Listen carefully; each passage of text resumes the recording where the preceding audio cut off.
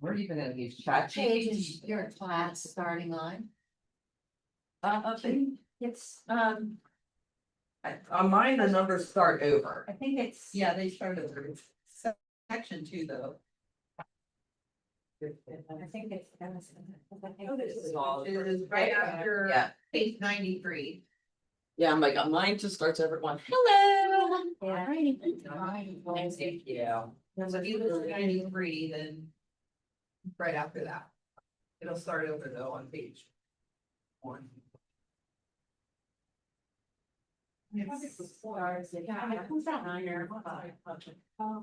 Indian Health and.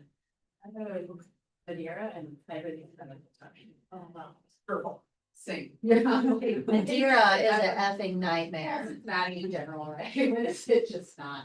I'm like, Every convenient way. 10 years, like I figure out every morning, like, okay, let's look. All right, so I'll do a quick introduction of myself. I know most of you already know me, but what is your name? I am so sorry. Tara. Hi, nice to meet you. I'm Jennifer. Nice to meet you. I've been doing this for 18 years now. From the beginning, it was kind of funny. I realized about 8 years ago, when I was a mechanical engineering major in college, and I decided not to do that because it required sitting at a computer all day, which did not fit my personality well. I had a chance to work at Hasbro Toy Group before then. I had worked there in high school, and then they moved everybody when I went to college, so missed out on that opportunity.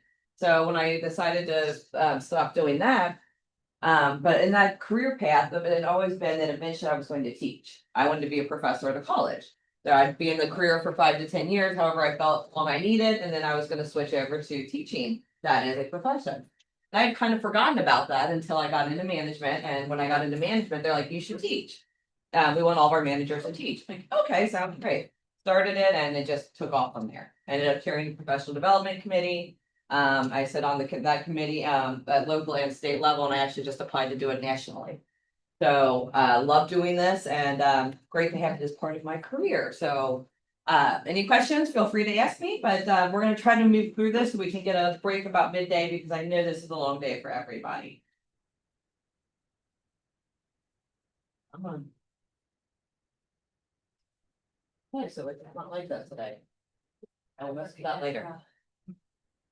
All right, so breakthrough 120, this is our goal. We're gonna try to teach you how to have 10 real estate conversations every day, 5 days a week for the next 120 days to set you up to have 9 agreements. Do you guys believe that's possible? Yes. 10 conversations a day is not that bad. If you get burnout on making phone calls, guess what? Face to face is just as good. I do a lot of networking events, so I don't usually lead gen on those days because I'm networking with those people directly. So don't always think about it as just making phone calls. Phone calls are the most vital part of it, but it doesn't always have to be just a phone call. It can be in a grocery store. It can be, yeah. I've picked up clients at grocery stores, That's a great place. especially sometimes I'm avoiding people in grocery Uh-huh. stores, but. Do you ever notice how other people, you can tell they're avoiding people too? Like Yeah. you see someone you know and they'll like duck their head down and they'll like, cause I totally Like- respect that. like, Because I'm like, I I know. just want to get through this. because they got whatever, they have the reason, right? You just have to Or respect they're just it. having a bad day and they're like, I Yeah. don't want to talk to you yet. It's got nothing to do with you, first agreement. Yeah. All right, so yesterday you guys talked about setting up your database. Today we're gonna talk about lead follow-up. So hopefully everybody's at least got 1 or 2 contacts in command because we will be logging in there to work on that. So hopefully you've got a couple contacts. I had to add a couple in because I don't use command. So I had to add some in there. So I got my family in there. So they may be getting some weird emails today, but you know, they know who I am. They're like, she's doing something again. All right. So this does move pretty quickly, so I'm gonna walk you through everything we're gonna do.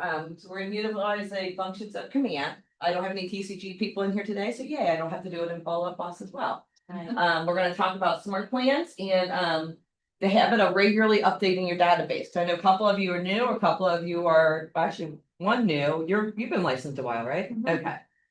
So cleaning up might be more what you guys need to do. Yeah, that's. Cleaning up mine is one that is a struggle day to day. I've almost eliminated about half my database since I started at TCG, because I realized they were not good contacts. So what's the point? How many people added contacts to their database since yesterday? Anybody? But every day I'm doing it because it's just like, I have so many. Yeah, so Trying to get like many. Do like as many as I can for an hour. how many do you think you got in yesterday? Well, I was a little bit busy, so I only got like 30 put in, but. Only 30, that's yeah. But like, Slack. we have a list of over 1,000 to go, like, and I wish I could just like easily transport it, but it's in like 3 different places and I can't. Yeah, there is an import contacts function. Yeah, and it's just, I don't have it saved in a way. Trust me, it's a lot easier No, now. I've tried, it's not gonna do it that way, so. Well, because then when you put each one in, you give each one the individual attention, right? That it And needs. so, and that's also helping me clean it up a little bit. Yeah. Yeah, that does make sense, Yeah. so, yeah. Takes a while, but it is worth it in the end, because once you get it all set up right, Yeah. it is easier to use. Did anybody have any conversations yesterday? Well, I signed 2 people yesterday, you guys, while I was still prepping for I was this. with my kids all day. Got a new listing and a new buyer all signed up. Good job. Any opportunities that came up? Anybody get a lead that they needed to follow up with? What challenges did you have when thinking about this while starting it? Nobody answered. Share yours. You said you had I had a new lead come in on Sunday, Right. through a company called Movoto. Okay. I don't pay for it, but my Right. team does, so, met with him yesterday, signed him up for a 6-month, buyer contract, and we'll do one house, he loves it, just trying to get him financed. right. I'm also a loan officer, so he's going through, filling out that application now. The listing is one, I actually had it listed, limbo or pocket listing, a while ago and it expired. Mhm. They're finally under contract for a new house, they have a bridge loan, so they have to actually sign the listing contract in order for the bridge loan to close. Oh, So, that'll be a new one coming up, if anybody's looking in, Coleraine, it's on Montezuma, it's going to be, 225, it needs work, but it's a 2.5 bath bi-level, so it's got a Right. primary bathroom. Not many of them do in that area, so. It'll be interesting to see how that turns out, yeah. So that was fun. Those are both, that one was that was a spear lead. Somebody I've known actually since high school, and then we boarded horses together, so we reconnected. I mentioned yesterday, occasionally I get leads from other builders. So I got a couple of, she has an active listing right now that wouldn't send me like 3, recently in the last week and a half. One wasn't financed, wasn't able to pull anything together, like that all kind of fell through. I was like, hey, well, when you're ready, like, we're not just gonna look at the things, we're not gonna waste the seller's time or do whatever. If you can't actually buy, then like, we're not gonna go see it. Next one, I like. He basically was like, I want the listing agent. Sure. I go, well, she doesn't do dual agency on her properties, and I explained to him what that was. And this is why I'm calling you, because she trusts me and she only puts out, these kind of calls to trusted agents. Because she knows I'm a great buyer's agent and that I'm here to help you. You are by no obligation to have to use me or whatever. We can do it for a one-time trip. Like I tried to like do all the magic and whatever, but he was like, no, I don't want to pay your fees. It's like, nobody said you have to pay my fees, explained all the things, like. All the stuff, and he was just like, man, everything I said, he just had something negative to say and do whatever. And that's the first time that's happened to me on that like situation. Most of the time it's, oh, I'm not financed yet, or, oh, I need to do this or that, or like, oh, I just started looking, so then I can like tackle all those things in a TT. But this guy was just like on me, like, nah, I just want her to show me, and like, I don't want to deal with him, I don't want to get it. I'm like, you're not gonna have to do any of that, like. So that was a little frustrating, but that was like the biggest conversation I had yesterday with, but and that was a buyer? he's a buyer, yeah. Walk away. Yeah, And that's I did, but, like, that's it's an just- objection I due to a past that's yesterday, experience. like how misinformed some people are, Mhm. and like no matter what you say, and I was trying to like be real like not this way, like sure, it's okay, I understand your concerns, and like and I was pacing around my apartment. Yeah, that's one of those, like, I always wanna put on speakerphone, like, honey, Right. listen to what I have to deal with sometimes. So it was good practice, Annie. Good. Yeah, it definitely is. That type of stuff is always, it's frustrating, but it's definitely good to get through it, so. All right. Oh, so, sorry, gotta flip my pages.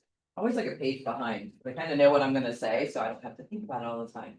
So yesterday we talked a lot about some fears, that type of thing. Because when you're making phone calls, there's always gonna be that, like, that little bit of doubt in your mind, like, am I bugging them? Am I just not doing what I need to do, like, or am I offering anything of value? So that's kind of what we're gonna talk about today, is how to offer like a meaningful conversation when you're calling. Because if you're calling and you've got good information to pass on, then you don't feel as hesitant to call. So that's gonna be one of the things that we will talk about. So we did, yesterday, I know you guys did talk about some fears, and have you go ahead and go in your book and write down some of those fears again, and as you're doing it, I want you to do rational and irrational. I want you kind of try to think of different things than yesterday, like, if you were making calls, now she's got a fear of, there's a buyer arguing with her because they don't Right. understand the process. Or is it a fear, or is it just like, whatever, I'll deal with it? I'll deal with it. It's more, what I was trying to say yesterday, sometimes like I think I get ahead of myself and I get overworked up, like, cause I'm passionate about like what we do and like how we help people and like our service of things. And I hate the misinformation and like those guys that are, or women that are just like, well, you know, just, it's hard for me to combat that, like. I wanna shake them.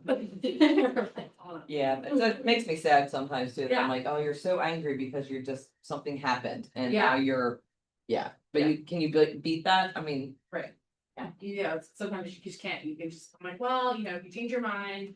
You have any other further questions, if anything else comes up, I was like, you have my number now, I was like, please give me a call, am I gonna follow up with them? No, am I gonna like.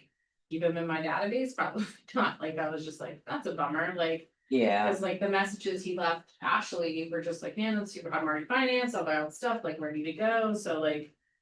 That was really great. and now you say you won't follow up with him, but I would actually encourage you to do so. Okay. Like, I talked to the listing agent, they are willing to pay commission at this point, so Yeah. there is no fees that you're gonna be paying to me. Right, But you'll have me as your sole representative, like, I probably would, I mean, you may go nowhere, but it also may get you a client for life. sure, So, just my advice, Yeah, 'cause there's no. very few people I will not follow up with unless they're like actually aggressive and like yeah, cussing at me and. no, it That's wasn't that different, way, but- it was stern, but like I wasn't offended or anything, Yeah. I got pretty. I mean, there is a limit, but generally, and if they hang up on me, like, I will immediately call them back and tell them, sorry, I got disconnected, Yeah. you know, like, it just kind of makes me feel better, I'm like, you're not gonna Yeah. put me in a bad mood. Right, I like being passive aggressive.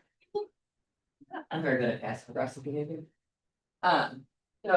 Any new fears you guys thought of that they have come up that, maybe you didn't think of yesterday? I know one that's common, and sometimes I feel that way, but not all the time, but. And I think it's not I don't know, it's a real fear, I guess, but it's like you feel like, this is when you're calling people that you know. That maybe you haven't talked to them in a long time. And you always, the drunk monkey, as Keller Williams calls it, on your shoulder is always saying, they don't wanna hear from you. You know, they're not interested in like, you know, what you've been up to, and it's always 100% the exact opposite experience. And you're like, what is up with the drunk monkey, you know? Yeah. It's shocking to me. It is, actually, because how, why that do you have a works, person's right? number if they don't wanna hear from you? it's just crazy. Yeah, it's like, it's kind of weird, like, it's that weird little in between, Mhm. like, are we really afraid of them pushing back, or are we just afraid that. You know, there's a lot of different things that could come up. But I do And that's- feel like people text a lot because they feel like everyone's too busy for a phone call. And I don't do that. Yeah, I it's, just. there is because some it people I drives me- only text, but that is because Crazy. some people won't Sure. pick up the phone, but actually it's kind of funny, I've got a cousin that won't, I sold him a house, he would not answer the phone, so it just became a joke, I would call him and he would text me back. Right. And I kept And doing it it's because I find it totally amusing they to call him. communicate, Yeah. And there are those people But that you have generally, to do yeah. that, but yeah. And that's when the next page, we're actually gonna we're gonna tackle a couple of the most common fears, because the most common fears are ones that will come up, and they do come up, even for me, they still come up on occasion. Sometimes I'm just not in the right mindset to lead gen, and I've gotta bring myself to that mindset if I need to do it. And it's usually because it's an outside source causing it, it's not the people I'm calling, it's Right. something outside of that is just throwing me off for the day. You guys It ever always does. experienced that? Yeah, Just absolutely. a bad day. So if you go over to page 15, there's a couple of things there that are very common. So the first one, fear of being perceived as annoying or pushy. Are we guys ever think about that? Pushy is definitely a big one for me, because I mean, there's someone actually referred to being Jennifer before, but and I'm like, it's true, when I want something to get done, like I can push hard to get it done. And I make things happen, but sometimes it can be perceived as being overly pushy. So I try to dial it back when I can, but sometimes it's helpful, right? You wanna get stuff done. But the truth is, consistent isn't annoying to people. It's how people remember you when they need help. So it is, keep that in mind, is that if you're not talking to them, if you're just getting texts, like people. I mean, that second they might read the text, they're gonna forget it just as quickly. A phone call typically will stick in their head a little bit more. And if you send value-based content, people remember you as being helpful. So when you're calling, have something to share. Interest rates dropped for that like 1 week. That was a great thing to call some buyers about. You've got a buyer that's been looking forever, send them some just really cool house. May not meet their criteria, but like, hey, this house just came up and it made me think of you. Yeah. You know, things like that, like little things that call them and say, hey, check your text. I just sent you a link to the house. Don't just send them the link. Just to be clear on that, when I say send it, I mean call them and tell them you just sent it to them. The things like that that just add something to it that is of value. If you're not sure what to do, there's so many websites out there that can send you like daily information on things going on in the real estate world. T- Something current matters, I can never remember. Keeping current matter. Yes, keeping current matters, that's a good one. It's not always directly real estate related, but it's similar to it. It's got a lot of good content. Well, and with that said, it doesn't always have to be real estate, No, it right? doesn't. And if So it's not you always can- real estate, that's just right. something business related, Right. finance related. Something you think they Local might be interested economy. in. Yeah, it's great information because it's knowing like what's going on around you is important as well. As you know, that actually is part of your code of ethics as well. It is your job to know what's going on in your local, state and national level economics and that type of thing. Anything that affects real estate, you are expected to know. Kind of crazy, isn't it?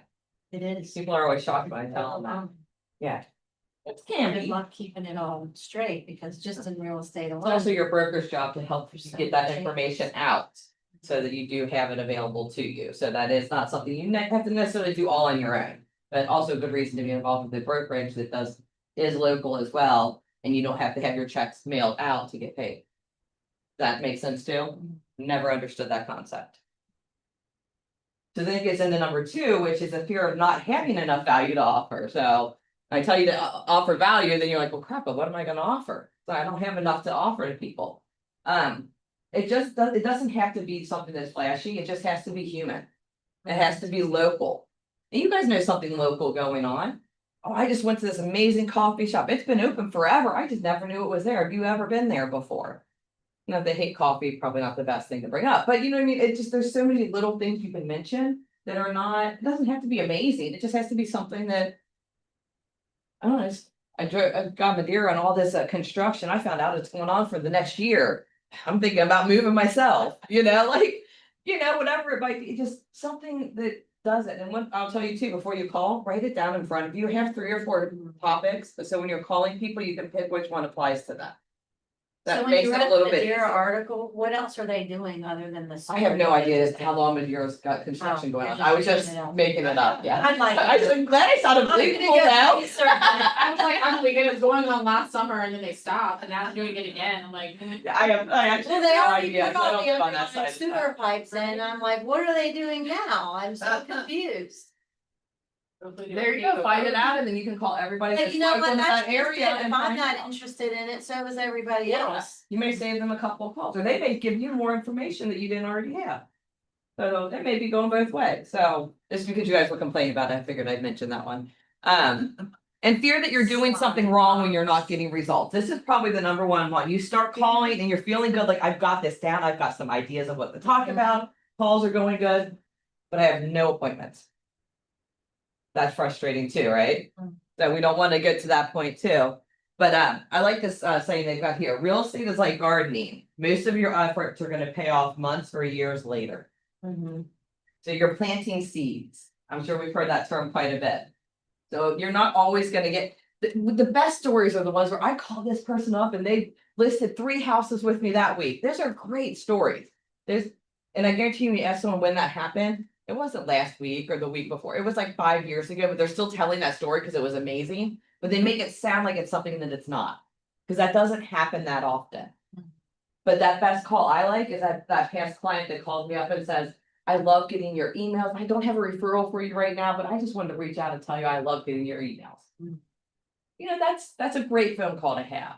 And I know that person, when anybody mentions real estate, I'm gonna be the person they call. Does that make sense? Yeah, so keep that in mind. Make sure you're tracking small wins also. One reply, one open, one thank you. Keep track of that as well, not just the ones that are actually giving you true leads. That. That makes it a little bit easier, I think, when you're not just tracking the end result, you're tracking what you're doing. And I can't remember the term, Annie, do you know the term they use for the stuff that you put in the beginning versus what you get at the end, when you're talking about tracking?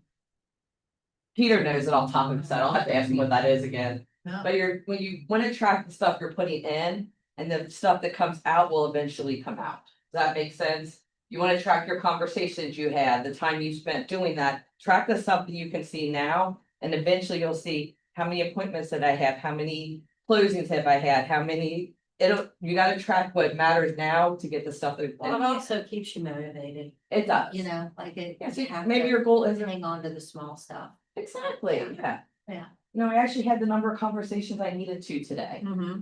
That's pretty amazing. Right. You know, despite my crazy busy schedule, I managed to set aside an hour and I got enough conversations in that 1 hour. Because sometimes that hyper focus time is better than the longer time. Any Yeah, questions on? Like instead of my day where it's like, I can feel like I'm at 100% at the end of every day, Mm-hmm. because. Do you know what I mean? Because it's about tiny actions, right? I'm not trying to do enormous breaking things every single day. I just have like, if there are 10 things on my like daily checklist, I get through those 10 things, I'm at 100% for the day. And I know that effort will pay off. And it just feels so much better than focusing on this end goal. So if you're always focused on like this end goal, it's maddening. You have to like put that aside and just say, I'm just doing what I'm responsible for doing today, and like put it to the side. That's very good advice. And I mean, you're coaching and selling a lot of houses and you're still able to put that type of stuff in your schedule. Like a day, like say, I'm teaching for 4 hours. I know teaching for anything other than like an hour or two, I'm gonna be a little burnt out by the end of the day. So I don't have lead gen on my calendar today, which, I know 5 days a week or supposed to be. I will make it up because everything goes on my calendar beginning of the week and I move stuff around. So one day I will be doing, and I have to look at the day, I will be doing multiple hours, probably 3 to 4 hours of lead gen because I don't lose out on that time. Because that is what Just keeps make my it up business somewhere going. else. That's the reason why I have signed 5 buyers this month. It's the reason I do have one, the list kind of disappoints only one, but I'm working on a couple of those sellers that are a little hesitant. But I'm like, that's the reason I've got a listing coming up. I've been working with that person for 18 months. They've threatened to cancel their purchase contract like 4 times. And that's just like this week, like it's their. Now, that's the That- reality of what happens on a Yeah. normal basis. Yeah, that was, it's been crazy, but I know that this is the right move for them, and I know, and. I've never told them they couldn't cancel it, I just basically said, look, I know this, they have to sell this house to buy another one, so if you cancel, there's a very good chance they're coming after you. Mhm. Because they may lose the house that they're moving into if they don't. Yeah, they have a close. reason to, yeah. Yeah. That's not. So a they've got good motivation too, situation. so we gotta make sure we're staying on it. So you've gotta be careful, like, don't look, and trust me, that kind of got me down a little bit, but you know what, Sunday I was like, you know what, I'm so tired of dealing with these people, I'm gonna go on a trail ride. We went out to the barn, got on our horses and took a trail ride. I didn't think about them for 2-3 hours, it was great. Yeah, I mean, you can't let it go, you can't let it hold you back from No. doing what you need to do just Yeah. because things may not go perfect. Definitely have a client I worked with for 2 years, and they have 2 houses that they're combined families, so 2 houses in Reading that they can sell, and they're looking for the perfect unicorn property. And I've hit the mark so many times, but then they like get cold feet or something happens or do whatever, like we get like so close and so that, and I'm just like. Oh. But like. It's I've put hard, in yeah, so that's much been this effort. client all along, yeah, it's. And like, I know they're serious, like, I've been through the financing, like, I know that they need to do it and they wanna pull it, but then like, it's just like, I keep explaining to Jenny here, like. There's always gonna be something that's not gonna, like, we're never gonna get 100%, like, it's gonna be close, but it's not gonna be quite there, like. An 80% house is what I've sold my buyers on Yeah. many a times. We've got to find 80%. Or there's one, again, I can share it with you. There's a checklist that we do, that part of my buyer consultation that my team came up with. is we have them name their top 3 things that they need or want. I use that. Um, It's brilliant. and make sure they give you good details, have good conversations around it. Once they get all through that and tell them, okay, now you need to eliminate one of those. If we get the other 2 and there's one thing you had to eliminate, what would that be? And that's the 80. And I feel like I've done that too. Then We've had this. Take it one step further and have them eliminate a second one. Right. Oh, That is when their eyes really are like, oh Okay. crap. Yeah. Because it really is gonna put them in on that focus. And what it also is, having it written down like that is 6 months from now, and I hope you wouldn't wait 6 months. My rule is 2 months. If we haven't found anything, we're gonna revisit that and see if any of those priorities have changed. I I've done that a literally few times send with it to them, like right after the buyer's consultation. I Yeah, Literally. yeah, send we it actually to have them. them sign ours. so Yeah, that- and I have them sign mine too, because basically you're setting the expectation. Yes. That's what you're doing. That's Yeah, and that way it's something like that is really, it really refocuses Mhm. them and it focuses you too. Yeah. So that's something like that might help in that Yeah, situation. so we've done, I've definitely done a little bit of that. I mean, I need to probably. And I would say like, we're gonna do this every month for, Yeah. until we find the house for you. So we make sure that, Right. yeah, future Because case I a feel little like, bit. we're on like a really good stream for a while, and then it dropped off, and I was like, okay, let's step back. Like, Yeah. is it price point? Is it this? Is it area? Like, what's the main pain point that we're having right now? Because I feel like we really like nailed it on a lot of these things. You guys have been super excited, but we're not pulling the trigger. So is it that you're not ready? Like, I've asked these, but like, Yeah. this, and it's just, like, you want this, I'm like, okay, so then let's stop looking at this kind of property and like get this kind of thing planned, so then I'll change the search and I'll do whatever, and then we'll start that kind of clicking again. And then it'll kind of drop off, so. Yeah, no, those are great points to like really keep it in their face, so that right now they're on like a little bit of a breaks for the summer, and I was like, they're like, we have a lot of traveling and stuff with the kids, I was like, that's fine, I was like, but I'm still like. I think every like 2 weeks, just been like, hope you guys are having fun, like, just like shooting a text, like. Or if I see something that's really cool, be like, oh, check this out, I knew this, you would love this, Jen, like, just in case you're Yeah. interested, so. That's one of those touch points where it's not just saying, hey, how you doing? It's saying, hey, thought of you when I saw this, and yeah, try it with the non-real estate thing too. Yeah, Like, just try like, okay, I thought of you when I walked through this store and I saw this really cute pillow that I know it's in your favorite color. It'd be a great accent in your new living room or something Right. like that. You really, those little things make a difference. I love to stalk my clients. I think it's hilarious. So I'll drive down their neighborhood and be like, I just drove by your house. And they get a kick out of it for some reason. And it's usually not that I actually drove by their house, but I'm in the general area and I find it amusing. So it amuses me, it usually amuses them. If they find it weird, no one's ever told me that, so. And when we talk about this type of stuff, role playing stuff out before you go and do it is always a good idea. I would definitely recommend that on stuff, especially on tough clients. And if you don't have someone in the office that you can get into and role play with, most of us do have someone that we trust. AI is your friend when it comes to role play. It can really walk you through. I never even thought about. that. Yeah, we use it a lot. So it can walk you through scenarios like, okay, I'm a real estate agent. I've got this seller. This is their personality. This is my personality. Have them throw every objection at me when I go to sign this listing contract. And you have to play with it a little bit to make it work completely, but it will be a good back and forth for you as far as trying to give you some ideas of things to say. So. AI should not replace anything we do. Like, I really don't like marketing remarks that are strictly AI. Some of them are just way too fluffy and weird. Mhm. But I'm like, it really does help us to kind of perfect what we're already doing. Does that make sense? Well, think about how we used to role play before and what our only options Right. were, so that's what makes it, yeah. Are you writing this down? I just realized I'm like 4 slides behind, so. Sorry. Did you not get the book? No, what book was it?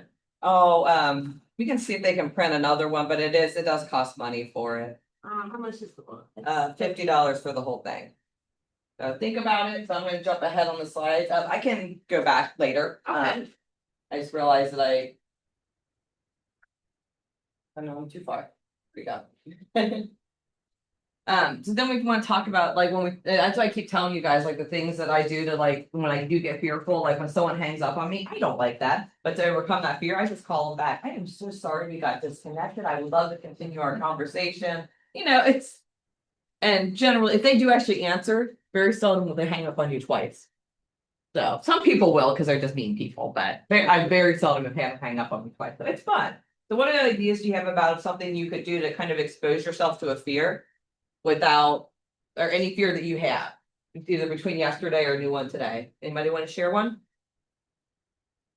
You mean share an overcome? How, what, How like we a fear you have and how you would overcome it? Oh. How I overcome all of mine is to say, what's the worst thing that can absolutely happen? I mean, I think that's the best question. And it's like, they say no, they hang up. I mean, that's Is it pretty the end of much the it. world? I mean, it's, you know, it's like, have a nice life. Like what's it matter? I agree with that one completely. Now, when I do my lead gen, we have the way ours is set up, I can click through them on my computer. I'm not allowed to skip anybody when I lead gen. Oh, I love that stuff. That's just because like there's certain people like I'm not in the mood to talk to them, but I Right. have to, but I am like, not saying I'm not there, like, That's don't answer, don't answer, don't answer, so I can just Right. leave a message, like. But I'm not allowed to skip anybody when I lead gen. So that's how I love usually it. get past is I I really love it. skip past people. So, and anybody that doesn't answer, I don't always leave voicemails, I've got a text usually set up that I'll follow up with the text depending on what I'm doing. Like right now, we've got a giveaway we're doing tomorrow, so I've been following up on people with that and I've got a text with the link to sign up if I don't talk to them. So. There's things you can do, but I mean, any fear you have, just think about what is the worst thing that, and we could get very creative on like, what's the worst thing that could happen. Don't be, Keep let's it be simple. realistic on what the Simple. worst thing that could possibly happen and. Overcome your fears that way. That makes sense to everybody? All right.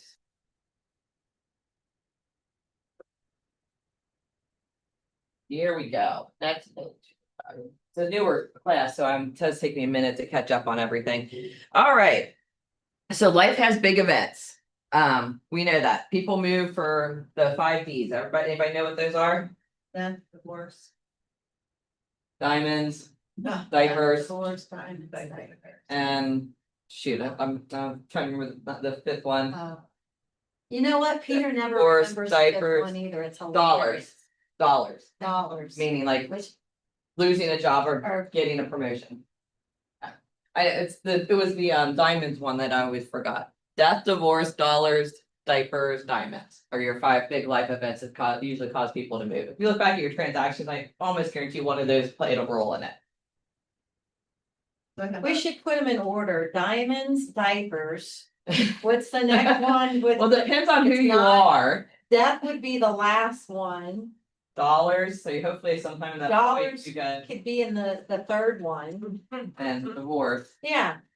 Dollars, divorce. I think if we put them in order, we'll remember them better. I'm See, I think you serious. have an order that you He normally always forgets the fifth one, like always. I did, Like, I'm gonna blame him then for making. me yeah, forget that's it all why the you're not time. remembering it. So when we talk about that, so we know, there's people are gonna be either immediate businesses we're making our contacts or eventual business. So you need to make sure that you're kind of categorizing that. A lot of people use like hot, warm, cold, that type of thing, Mhm. whatever you use, just kind of think about what makes most sense to me. And that's what we'll use, and I'm gonna follow kind of the same format as I go through here because it's what is and Connect. So I will, when I say the words, it's gonna be what Connect uses, mine are slightly different. And you need to make sure you do this not just for your new leads, but also for your previous clients. So how often do people move? It's going up now. Yeah, every 7 to 10 years 7, yeah. is what the average is across the nation, about every 7 to 10 years. So that means you have to nurture a client for 7 to 10 years if you want them to repeat. That Yeah. seems like a lot of work, doesn't it? That's why most people don't do it that well. But 87% of sellers said that they would use, I'm sorry, I'll go through what's on here. So this is kind of like your lead follow-up chart. It is actually kind of a very cool chart to look through. You reach out to your leads, they become contacts in your database, you connect with them regularly, you get appointments eventually, they become buyer or seller agreements, and you get paid. Great flow chart, right? What is the hardest part of that one? Turning them into a content or Staying in touch, nurturing. Yeah, turning them into it always seems to be the one that people have the hardest time, like, they say it's the hardest, but it's actually keeping in touch afterwards is where most agents do fail. So that's what we're gonna focus on today. So it's a fun little chart, I would definitely kind of earmark that and look back to it, it kind of gives it, I like when it takes things that we're afraid of and puts it into like practical order. because I think it takes a little bit of that fear away as well. You guys agree with that? Yeah. Practicality helps me a lot, whoops. Went the wrong way. There we go. So 87% of sellers said that they would use their agent again. But only 29% of them actually do. That's kind of Mhm. scary, isn't it? So right when they close, they're like, I would use that agent every time I sell or buy a house. But by the time they actually do it, only 29% actually do. That's a big difference. 91% of buyers say that they'll use their agent again. I love that this is higher. Why do you think it's higher with buyers? You have more contact with them. Yeah. Yeah, more relationship More building along the relationship way. building Along the way. Yeah, I 100% agree with that. I I mean, that's the only thing. It's not a can huge think jump, of. but I do think when you're working with a buyer, you do end up getting to know them a lot better because you do spend more time with them typically than you do with the seller. But only 15% of buyers end up using that agent. That's a low number, isn't it? Why do you think that is? Well, I don't even know who, I don't remember the name There of you mine. go. That's I why. haven't heard from her. She sent me something for a year. That was it. And then it falls off, yeah, yep.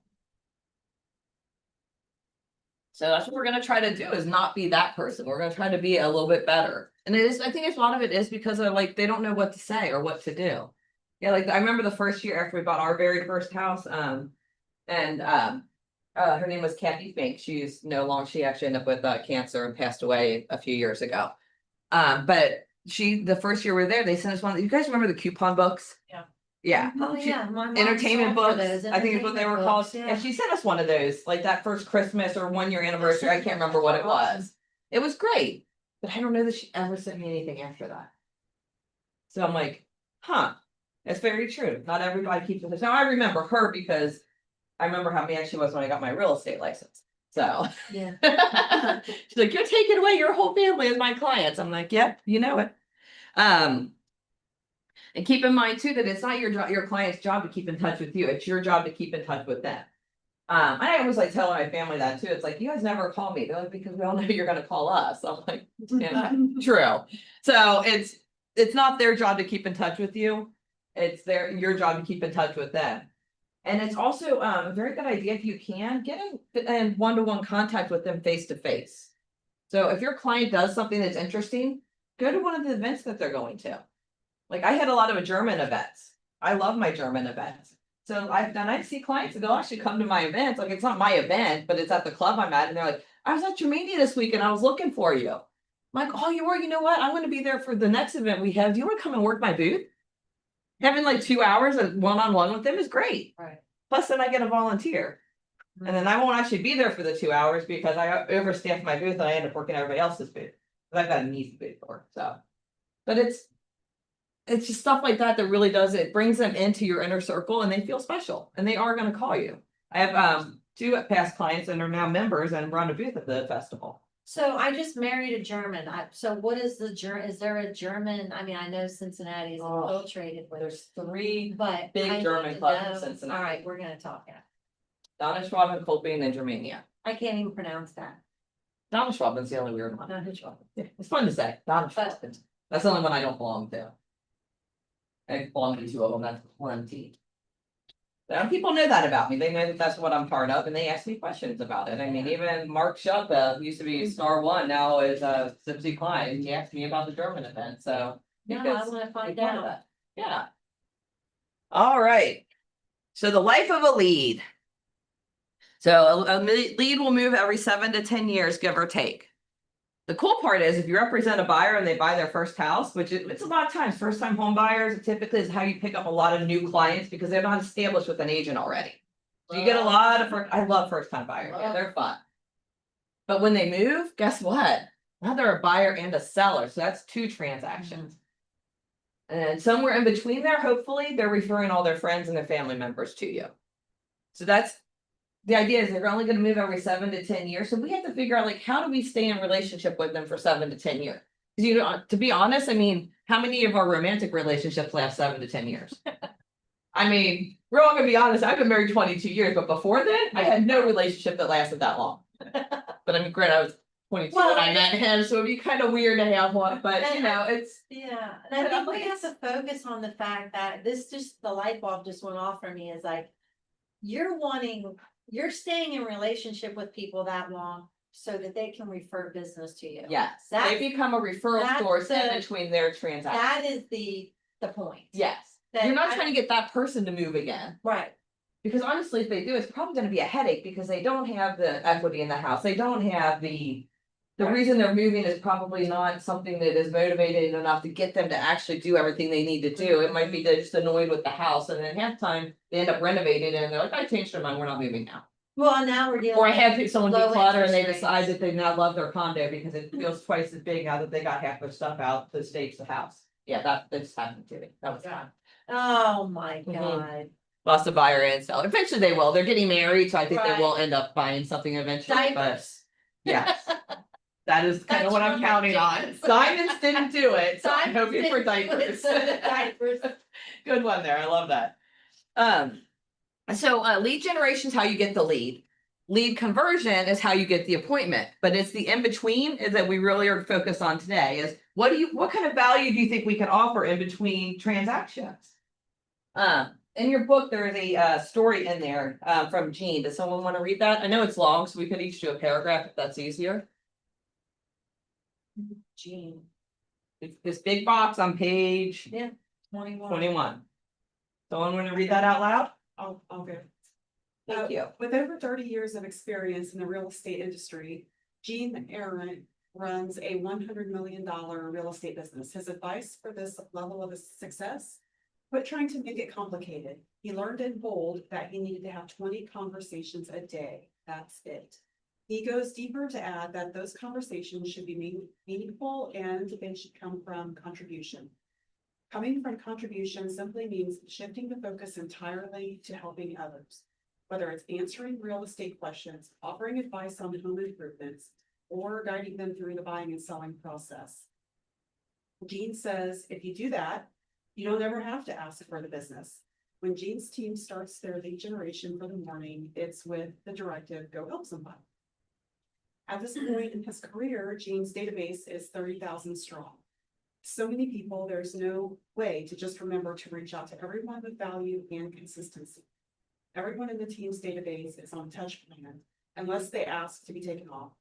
They are contacted consistently and with value. Follow-up is so important that if a team member has more than 10 undone or overdue tasks, they no longer receive leads from the team. Following up is the business, so be sure you're honoring your lead generation and lead follow-up time, so you can build a database and business as large as you want. Pretty cool. Something else. It sounds so simple when you read it that way, doesn't it? By the way, that is an MRE podcast. If you ever want to actually hear the whole story, it's actually a very good one. I started it back over to kind of see which one it was. I'm like, oh, I remember him. He's very articulate, so it's easy to listen to. It's number 72. If that's not, I think it's in your book, isn't it? Yeah. Okay. Yeah, it does state. So they've laid out these books in a new way, and it's so cool. This is everything I'm supposed to It talk is about very different. while you guys are looking at this. So I've got to actually go to the next stuff. Right there. Oh, okay. Sorry, I did jump ahead a little bit. So this is, I love this graphic here. I just thought it was kind of funny because we just kind of talked about that. These are all the things that you can talk about somebody with. This is a good little picture to have in your mind when you're doing this. These are all the things that when you talk to somebody, reasons to talk to them, or things to talk about. Birthdays, that's kind of a given. Who loves getting text and Facebook posts on their birthdays? Oh, come on, you guys. That's my favorite thing. To me, birthdays are happy, are personal little holidays. Everybody should be celebrating me on my birthday. I'm a middle child. I have issues. Well, Okay? that explains it. Oh, yeah. It explains a lot, doesn't it? And that's okay. Yeah, That's your. birthdays are important to me. My husband understands it. I love birthdays and I have a great time. Mine's January 3rd, right after the holidays, right after New Year's. Everybody's partied out, but I'm like, nope, it's my turn. Don't ignore me. So, but I love getting calls on my birthdays. Talking about vacations coming up. Make sure I have your birthday on Um, my phone next to your name right now. January 3rd. We won't go with the year on there. I'll let you guys guess. But this is just all the things that they suggest that you can follow up on. There's so many little things that you can talk about with somebody. And one of the key points that we're gonna talk about is when you are calling people, you had better be taking notes. Yeah, to put in your command under notes. Yes, because what are you gonna make notes about? Their dates of importance to them. Anything that matters to them. Yes, anything at all that matters to them. So things that, oh, that's gonna go to the next page. All right. We already did that page. All right. So, your CRM, you guys know what a CRM is, right? Yep. We are on page 22 or 23, and okay, you've already got it over to it. Good job. Okay, just want to make sure you had it. Thank I was just saying, can she sit next to you so she can kind of look at your book while she's doing it? Come down. She's coming, okay, cool, thank you. It does helpful to actually look at the book while you're doing it. And I can send you, if you go on command and just search for Breakthrough 120, you can print it yourself too, if you don't want to spend the money. It'll have all the student books in there, and you can print them all. I mean, I printed this from there. This wasn't like given. Go under, I can show you exactly where it is later, but if you go under connect. Okay. And your same where place command is, but it's connect, and you can search for Breakthrough 120, and then there'll be a page for Breakthrough 120, and all the guides will be on there. So, if you guys didn't know that, that's always the case, like even Ignite, if you guys don't wanna buy that book when you did it, it was all on there, they just didn't tell anybody that. So, I like free stuff. Yeah. Well, yeah, they. Yeah, it makes it, I mean, I don't mind paying, like honestly, I would have just paid for the book and saved myself some hassle, but. You know, I like to know it's there. Alright, so. When you're working with your customer relationship management system, or your CRM. The biggest thing is to stay organized. If you don't stay organized, you're gonna forget who you followed up with, who you talked to last, and you're gonna call the same people over and over again, because you like talking to them. Right? You're not gonna call that one person, you're like, "Oh, they're not gonna wanna talk to me." So you wanna make sure you're staying organized, and then you'll know what you talked about. And when the lead might be ready. So what other systems have you seen people use? I love the sticky note system. That always amused me. Now I will make notes on, like, I keep a notebook with me at all time. When I do my lead gen, I write everything in my notebook. Because I don't want to get distracted with trying to type up everything as I go. So if I need to set up a search or I need to do something like that, I put it in there. And then when I'm done, I have time set aside to finish up everything that I needed to do from my lead gen. So I mean, I do use notebooks and to do that, but it all goes into my thing eventually. It goes in. We're spoiled because we make calls through our thing and it actually takes notes for us. Oh my gosh, is that follow-up box? Yeah, it's nice. Yeah. I do love that. And then second part is it needs to become systematic. When you think about your follow-up and your lead conversion, your lead follow-up as a system versus just making phone calls. You've got this many you need to make today. I need to set up this many appointments. I need to work through this. When it becomes a system, it makes it a little bit easier to do it. You schedule your follow-up. So someone says, my daughter's graduating next year. You sure as heck better follow up and ask them like how they're feeling about it when it comes close. Well, that's when we use the taskbar, right? Yeah. I mean, Yeah, we'll go through how to set up tasks. Yeah, because otherwise, there's no way you're gonna remember it. You think you will, like I remember like back in the day when I could remember like everything I had going on now, like wow, that was nice. Yeah, I have to look at my calendar to see what I'm doing this afternoon now, because I'm like, I don't remember after I get They're done. so color coded, like that's what I love about the Google Runner, like. it's Yes. Just like. Yeah, I color code everything, Yeah. so. Everything that's green is how I'm making money, so. Works for me. And then you wanna categorize the leads themselves. Are they hot? Are they warm? Are they just sphere or whatever they are? You wanna make sure that you're categorizing that as well, so you know what they are. Like I've got ones that are just strictly like business to business referrals. But hopefully when they're referring back to me, it's going to be leads coming in for me. So I make sure that I have those categorized separate from what's an actual And I lead, because think- that's a different conversation and a different follow-up that I'm gonna be doing with them. And I think in tasks now, because they've upgraded it, you can do high, medium and low now too. I believe Which you're you right. couldn't We're gonna do that before. Yeah, it gives you like a Yeah, priority, it gives you a prioritization, yeah. priority. All right, so the nurturing relationships long term, this is probably the biggest struggle that we do see people having. Because most buyer and sellers aren't ready the moment you talk to them, so a CRM is gonna help you keep in touch with things like market updates. Home anniversaries, and just simple check-ins, so that you can just talk to them on occasion. So we're gonna go through some ideas on stuff to do for that. And this is gonna increase your referrals. When you keep your sphere of influence and your past clients engaged, they're gonna remember and they're gonna send you the referrals. Have you guys experienced that? The more you do it, the more referrals come in. I had a little bit of frustrating, like little personal, I did not have a closing for January to March this year. And I still have no idea why, because I was doing everything I was supposed to do, but now I am slammed. So all that stuff I did back then is coming to fruition. So now I'm looking back and what did I do November, December? That probably was actually my issue. Was not what I did at the beginning, the first quarter, it's what I did fourth quarter last year. So I've got to be more consistent in that. I'm a holiday girl. I have a huge family. I do Thanksgiving and Christmas at my house. That distracts me. So I need to make sure I'm focused. And I always travel the first week of December. Take a break before the Christmas holidays hit.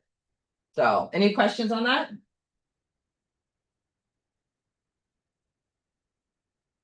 All right, we are moving right along. I love this. Good flow today, I think. All right. So this is from da-da-da-da-da.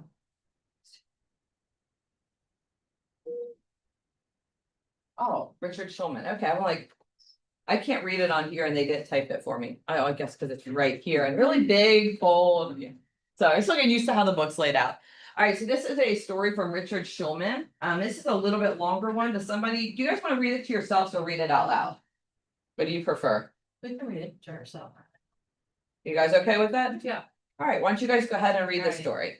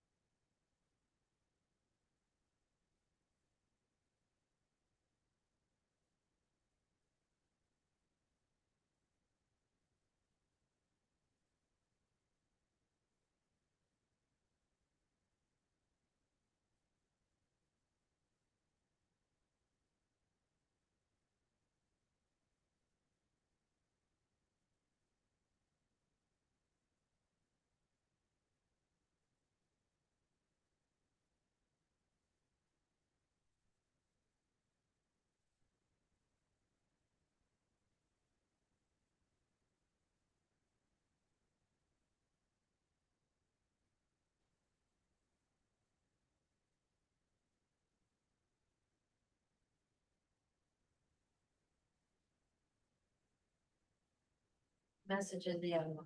This different words. But Pretty much, You always but it find does show you always that a there's consistent- more than Yeah. more than one way to do the same thing, so. Any other ahas or questions or anything after reading that?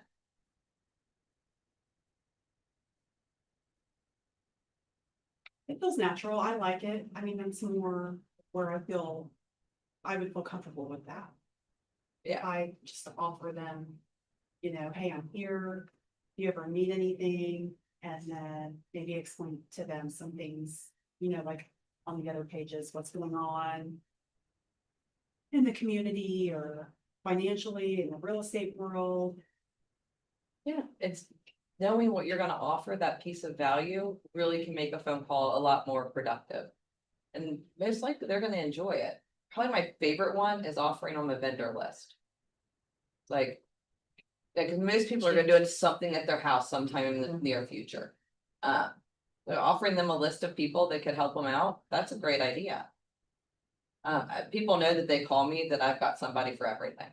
And that's taken, I've been in the business a long time, so people have just come to associate me with knowing, oh, I need a painter. Who's that painter that you always say you use that does an amazing job? And I'll send it over. I do have a couple of like general contractors I work with. I've got an amazing roofer that I work with. Like I've got a lot of people that I've worked with over the years. So I know who to refer them out to. So that's value that I can offer when I call. And that's why usually one of the things I call when I'm talking to my sphere or past clients, that's a big part of what I'm offering. It's I'm like, I wanna offer to them. Something that they need, and usually what they need is help with something, and I wanna be that person they come to. We're problem solvers at the end of the day, that's all we do. Yeah, sometimes we're solving the problem of finding or selling a home, but a lot of times we're solving little problems in between. It's not a grandiose, you know, oh, this is what real estate is, But it's, what do we brag about on social media? right. But that's not, That's not the that's reality. not the reality. Yeah.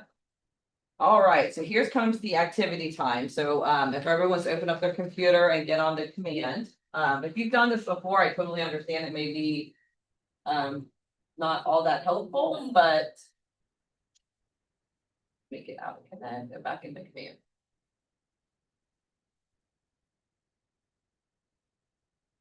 I'm hoping your database is probably a little bit more extensive than mine, but I had to at least get a few people in there so that I had people to actually talk about. So we're gonna talk about entering a contact. So I guess in the first place, I said to put everything into a spreadsheet and then you're gonna enter it into command. So that's what we're gonna do here, show you how to enter it into command if you haven't done so already. So does everybody have stuff in there already?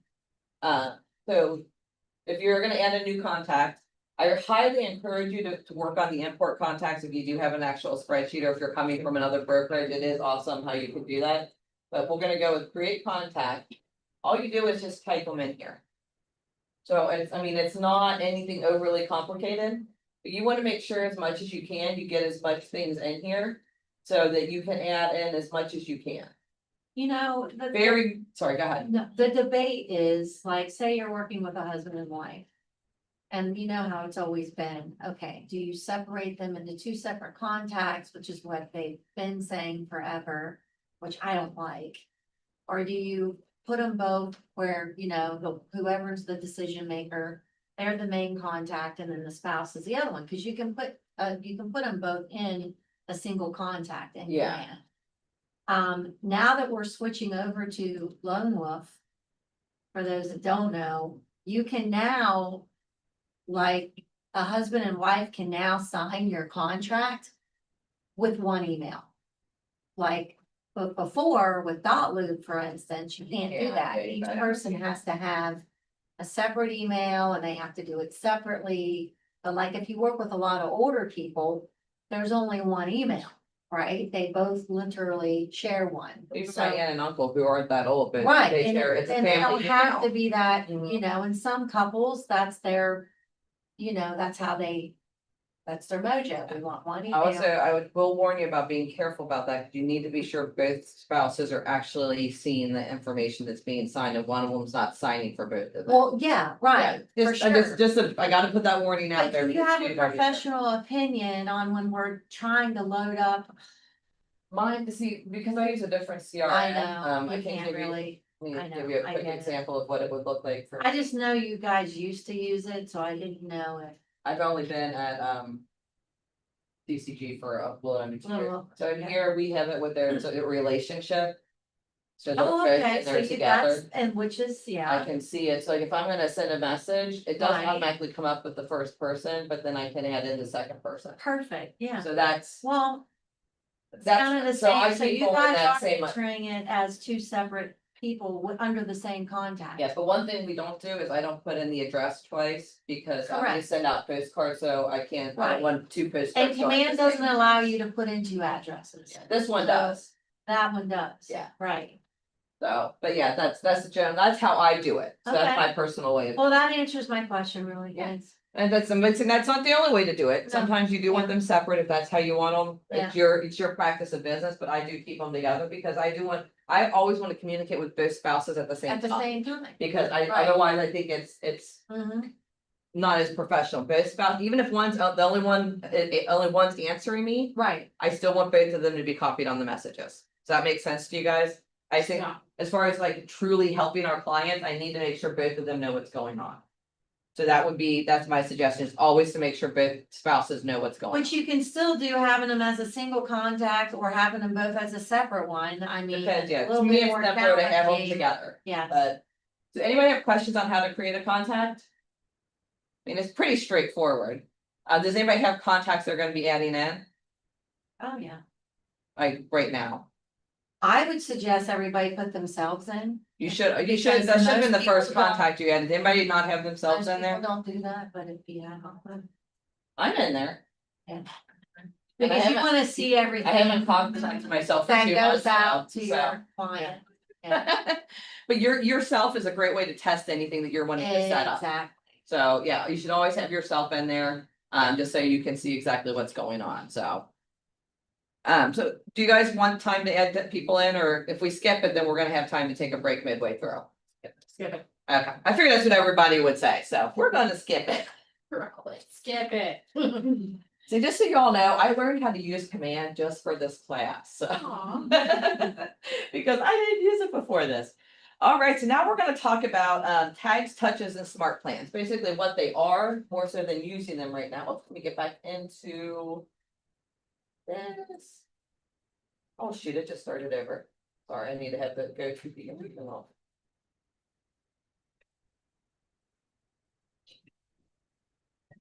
All right, there we go. Tags, touches, tasks, and smart plans. So that's all the stuff that you can do, not everything you can do in your database, but the most important. Tags are going to be what allows you to easily search in your database.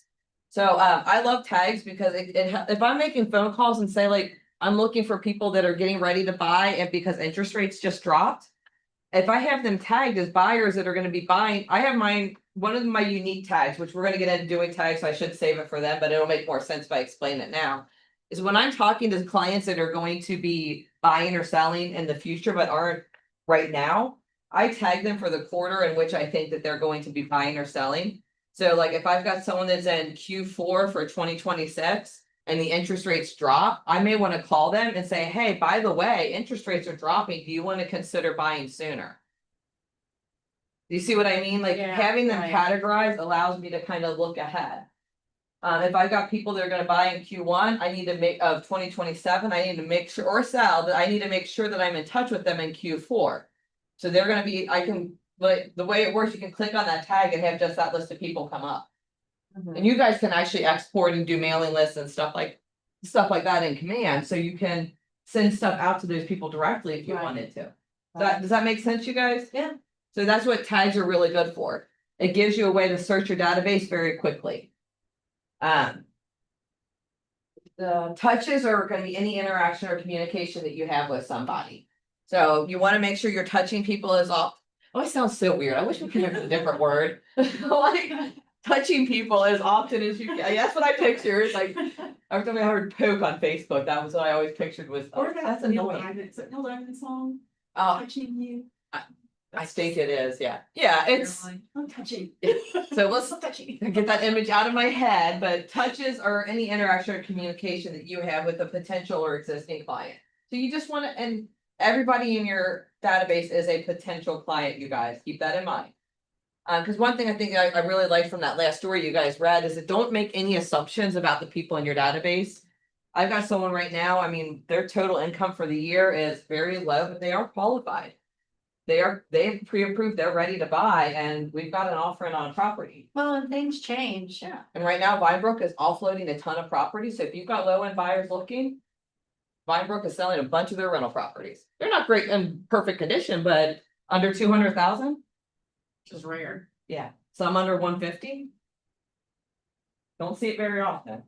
And according to the agent I talked to, they will not do anything due to inspections, but if they accept an offer, like an FHA offer, and appraisal requires a repair, they will do it.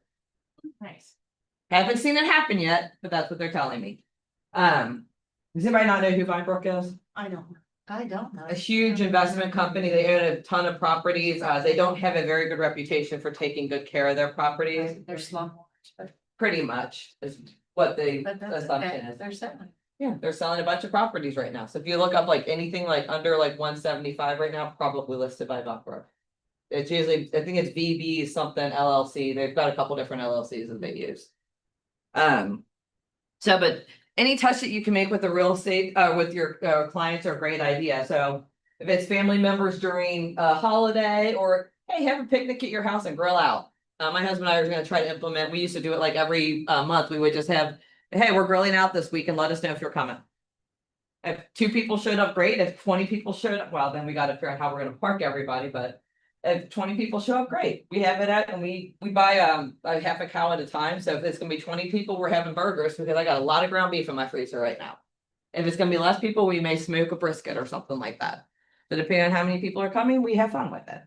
So it's a great way to stay in touch with people, especially like newer friends that we may not have socialized outside of wherever we met originally, like our German clubs. That's a great time to do it. And tasks are gonna be specific things, actionable items that you need to do for those clients. So tasks are very important, but people are really good at setting tasks, like they're really good at writing to-do lists. But it's the follow-up and the completion of those tasks that's the most vital. Does that make sense to everybody? Yeah, because we all like to tell us what we're gonna do, but actually doing it, that's the challenge. And then SMART plans are a coordinated series of marketing and communication activities that are gonna be set in place for you when you do the SMART plan. So we're gonna get in how to set one of those up as well. A lot of people think of SMART plans as just being like a series of emails, but a lot of these SMART plans are actually set up to allow you, like, to tell you when you need to do certain things also. So it's not just a series of emails. So in essence, tags help us keep our contacts in order. Touches are the individual interactions. Tasks are the necessary steps to facilitate these interactions and other real estate activities. And SMART plans are the overarching strategies that coordinate multiple touches and tasks to achieve a desired income. It's a lot of words, isn't it? Yes. I just wanted to, so number 2 with touches in command, the note section works out really good for that. Yes. You can create a note to keep track of Of your what's touches. going on. Does Yeah. that make sense? If you don't You know, create the note yeah. and then. So if you- You'll get a. Mhm. You how dare you? How dare you? So you see notes up here? If you just tap on notes, like after you've had a phone call, you tap on notes. And you just, it's open, it's free writing, add Okay. note.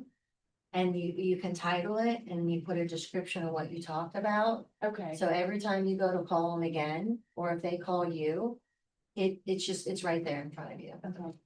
As the phone's ringing, I typically am scrolling back through my Yes, previous notes to exactly. look at like what has happened. Right, What is the one that will remind you that? taps. The tasks. text. What So we're- that's- And we're gonna go through each of Yeah. these. Okay. So, yeah. Yeah, we're I gonna, just this like- is the overview, you guys. We're going through each one of these. So just think of Just to be clear. touches as notes is all I want. Yeah, yeah. Those are an amazing feature. I'm like, but if I you run want into everything. more info on But it's any of funny. these, you can go on South of Roy's website. Yes, he does really good with the talking about all For of it. sure. But we are gonna go through each one of them. Yeah. So this was I should be more specific on, this is the overview, you guys, this isn't all we're talking about, now we're going into each one of these. Okay. So, and we're actually gonna show you how to do each one too, so. And actually, I haven't taken my database to this point, so I'm actually gonna be adding them on as well, so it'll be actual real time doing it.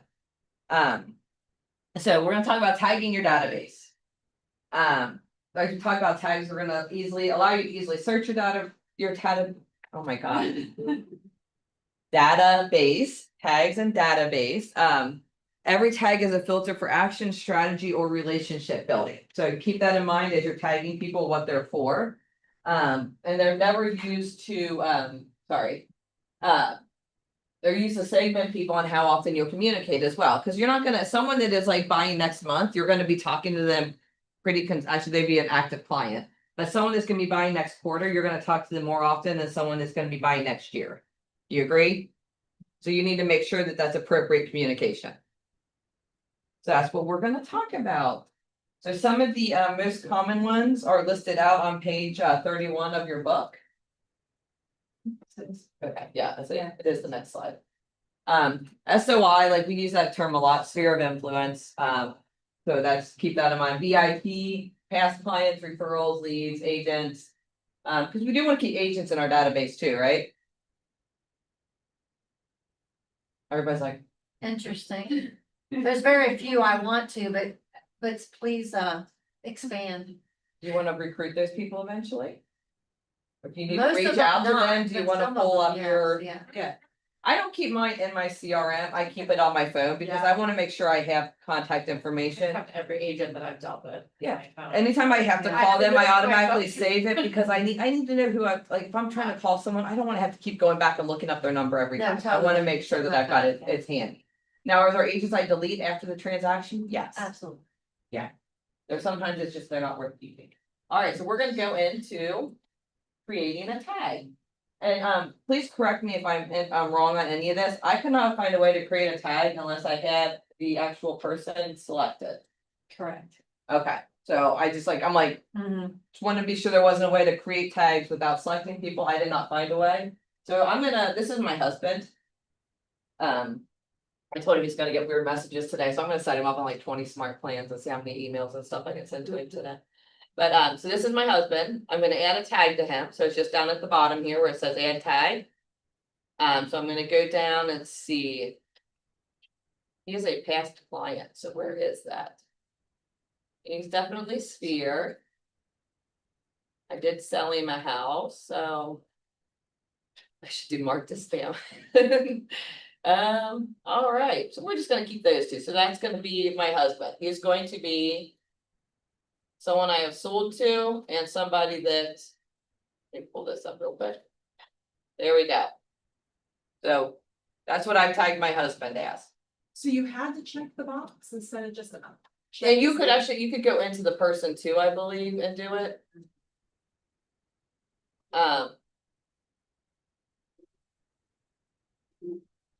Maybe not. I don't see a way to do it in here.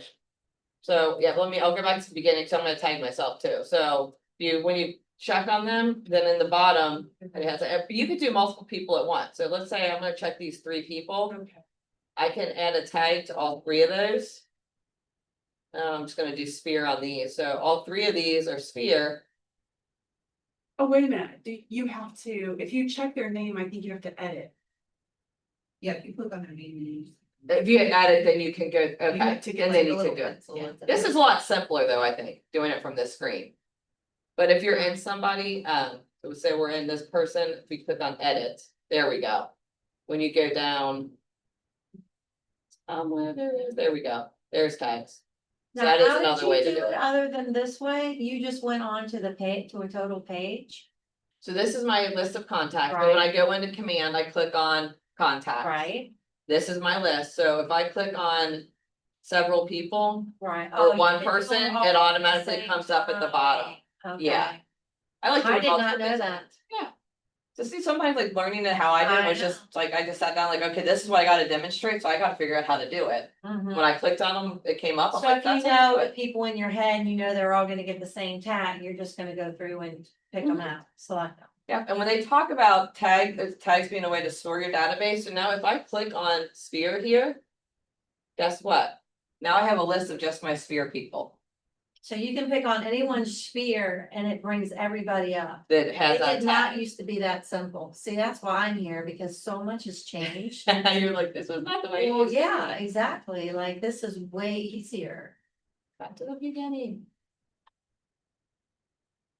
If I click on sold, since I only have one person on there, Right, that's cool. Try that. but now it's not doing that. Gosh. You guys ever have that issue where it just like does weird things, so Business refreshes your friend when it does that? See, mine doesn't do that. Technology's great till it's not. Yeah, there we go. So now we're back to the beginning, so if I click on sold. He's the only one I haven't sold, so he's the only one that came up. Does that make sense? See, I'm clicking on like doing Oh. business with, and not everybody is. Do you have to go down and put your? Yeah, it's a great way too to see, like, oh crap, I've got But all not- these but people on only this one list, but they're person is not. showing up. Go down and at the bottom and hit your show, Hit show 500. Oh, you're probably right. Let's Maybe. try that. Put That's. that in, then click doing business with. Nope, it's still not It's to doing it. do it. Back to the beginning. Yeah, I'm gonna do it. Yeah, this year. That changed. Huh. There we go. It's another way to do it. Mine does like to go back to the beginning, so if I click on filters here. I can take off the tag that it was filtering by, or you could also use this to filter by. Yeah, that's how, that used to be the only way you could. do Yeah, it. so that's another way. So did you guys see that on filters up at the top here? If I click on that, then I can click on how I want to filter everything. So if I click on, well, let me see if I can click on one that I actually have on. Any. Show more. So if I click on, I wanna do just the sold people. That's just the only one I had marked as sold. Does that make sense? It's kind of cool, isn't it? So the other thing we wanted to show you too is when you're under add a tag. There's this here to create a tag. You can create your own personal tags. So like I said, one of the ones I like to use is what quarter they're buying in or selling in or transacting in. I like to add that in there. I added in one, I did I do community events. If they're signing up of a community event, I have that as a tag because I've got special things I want to market them to because they don't know me at all. I mean, I literally did an event at a high school where I had two houses that looked like almost that were extremely similar. And one was in Northwest Local Schools, one was in Loveland City Schools, and had them guess on what the prices were. It was really amusing. The closest one was still over $60,000 off. So, because one sold at 320, one sold at 540. Big difference in price, and people had no idea. So it was, but people that signed up for that, they don't know who I am. They just know they met me at some random place, but when I market to them, I'm gonna do it in a different way than I am with somebody that is even a Sphere person or somebody that's a previous client. They're more like an online lead, other than they've actually seen me in person. Does that make sense to you guys? So you tag should be personal, but make sure that there's a purpose behind them. If I'm just tagging them as like, well, these are my German society friends. Well, why do I need to separate them from my other contacts? Am I gonna do something different for them? If the answer is yes, then that's great, but don't create a tag without knowing what its purpose is. Otherwise, you're gonna have a bunch of random tags. You're gonna be like, oh, what does that mean? Does that make sense to everybody? We don't want to create a bunch of things and then not use them for anything. Yeah, so I had made notes on here. Make sure I mention the two things I have. All right, so any questions on that? Are you guys excited to try it? Because like the other thing you can do, which I thought was really cool, let me get out of here. To remove all my filters. Another thing you can do here too is you can like you can send emails from here, you can add to a smart plan, you can add a note. You can export mailing labels. Isn't that cool? So I could export why is it that we always, oh, it's gonna make me do it, like, I'm not gonna go through all that. But it gives you ideas of things that you, did I just close it out? I did. Sorry, let me log back in here real quick, because I'm gonna need it again. Do you guys know what the website is off the top of your head? Oh, it's agent.kw.com, and then it'll pull you into all the background stuff for KW agent. So agent.kw.com/command takes you directly into command. I just see was marked on my laptop. Yeah, I just, yeah, but here I didn't have that all saved, so I had to figure it I out. just clicked on that little button, create, and it literally says what you said, create Smart View, and the Smart View name is Q2 Leads.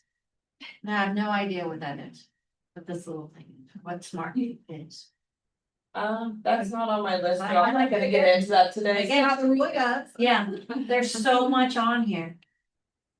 But I just found it curious that it says exactly what you were saying. All right, Put that on my. so we have got a few minutes where you guys can go ahead and go through and start tagging people in your database. So I'm gonna give you until about 10:30 to do that. Does that sound good?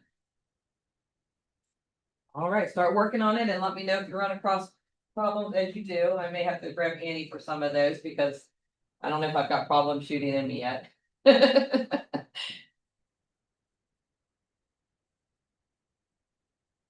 And one of the things I do suggest is if there's a do not call tag, you need to adding that in. If there's people you're not supposed to be calling or have asked not to be called, make sure that you're tagging that as well. But honestly, when I've got someone that shouldn't be called, I delete their phone I was number just and I gonna just put say. it in my notes instead, so I still have it if I need it, but I So you don't. leave them in your database though, you just take out the. It depends on the I never know what to situation, do. like it really depends, if there's someone that I know and they're like, I just hate getting phone calls. Yeah, Then that's one thing versus somebody that's like, don't ever call me again, that person I would just remove from my Okay. database, I don't need to keep that that makes person. sense. So there's really, it's individualized.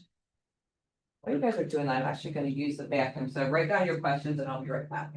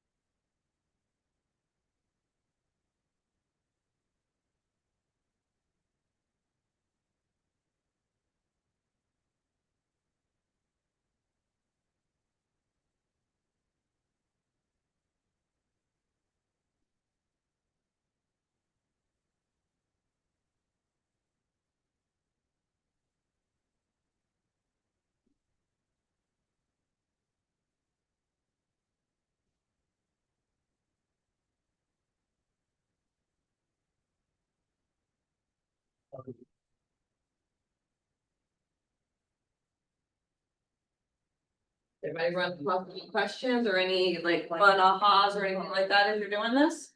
I heard a lot of spam over there and I see in mine, I've got two Daniel Parkers that said, are you an agent? Yeah. Oh, I've got Daniel Parker too, that's, yeah, that is, yeah.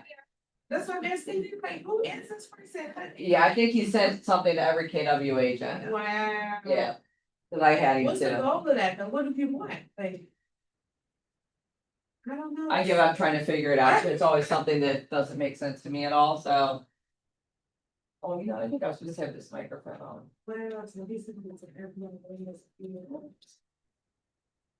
I know, the first time I saw it, I was excited. Something, oh, That person, right? Like, it's so. Does anybody remember how to go in and pull out an archive? No, I've been trying to figure that out. I used to know how, cause I literally accidentally archived myself and now I'm putting myself back And it in. says that you already exist. But when you go to do the email is when it says the email already exists. It doesn't catch it till you get to email, but. I had did that before, I Um, remember, I think you gotta delete all the way out. How did? Cash when check for duplicates. but mine was jacked up when I didn't put it on my contacts. The last question I asked was, how do you delete some of your contacts? And they, You can't delete, you can only archive. okay, that was. There's no such thing as a delete, unfortunately, Okay. to my knowledge, unless they've changed. There's a way, How do I see an archive and then you can walk me through how to do it? That's what I can't figure out is the where Barna, where the archives are saved. God, it used to be so, I feel like it just used to be right there now. See.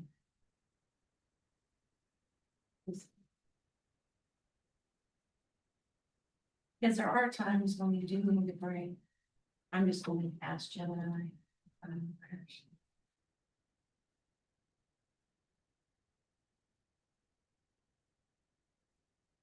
it's setting aside. Yeah, I'm not seeing it in here. But.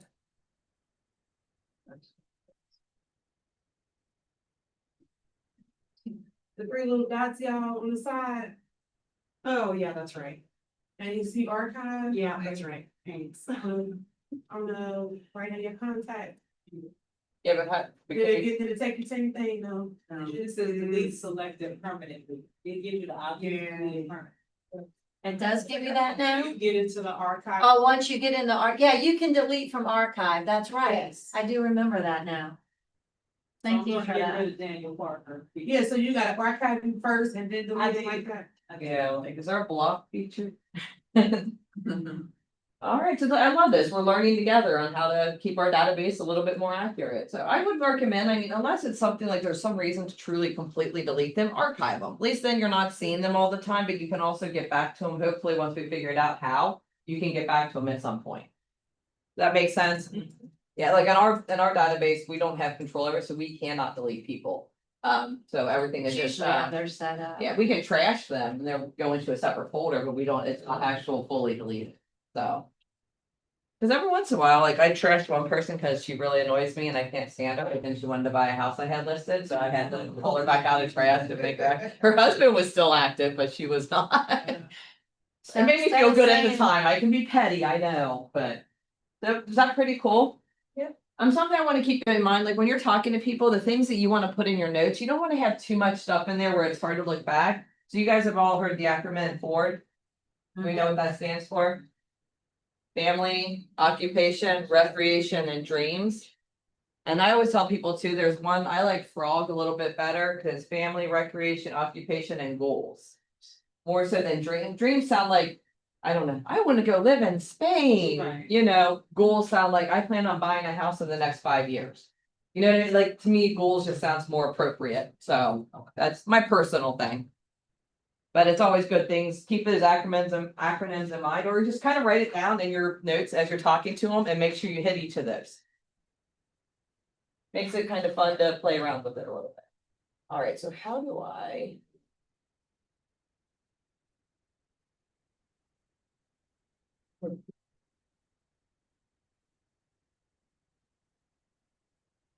Like the online PowerPoint, and I'm not real sure how to get it to start back where I want it to. There we go. All right.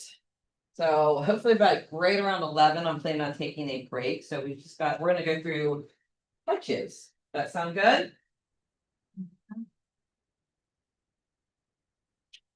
Did anybody add a new tag when they were doing that? No?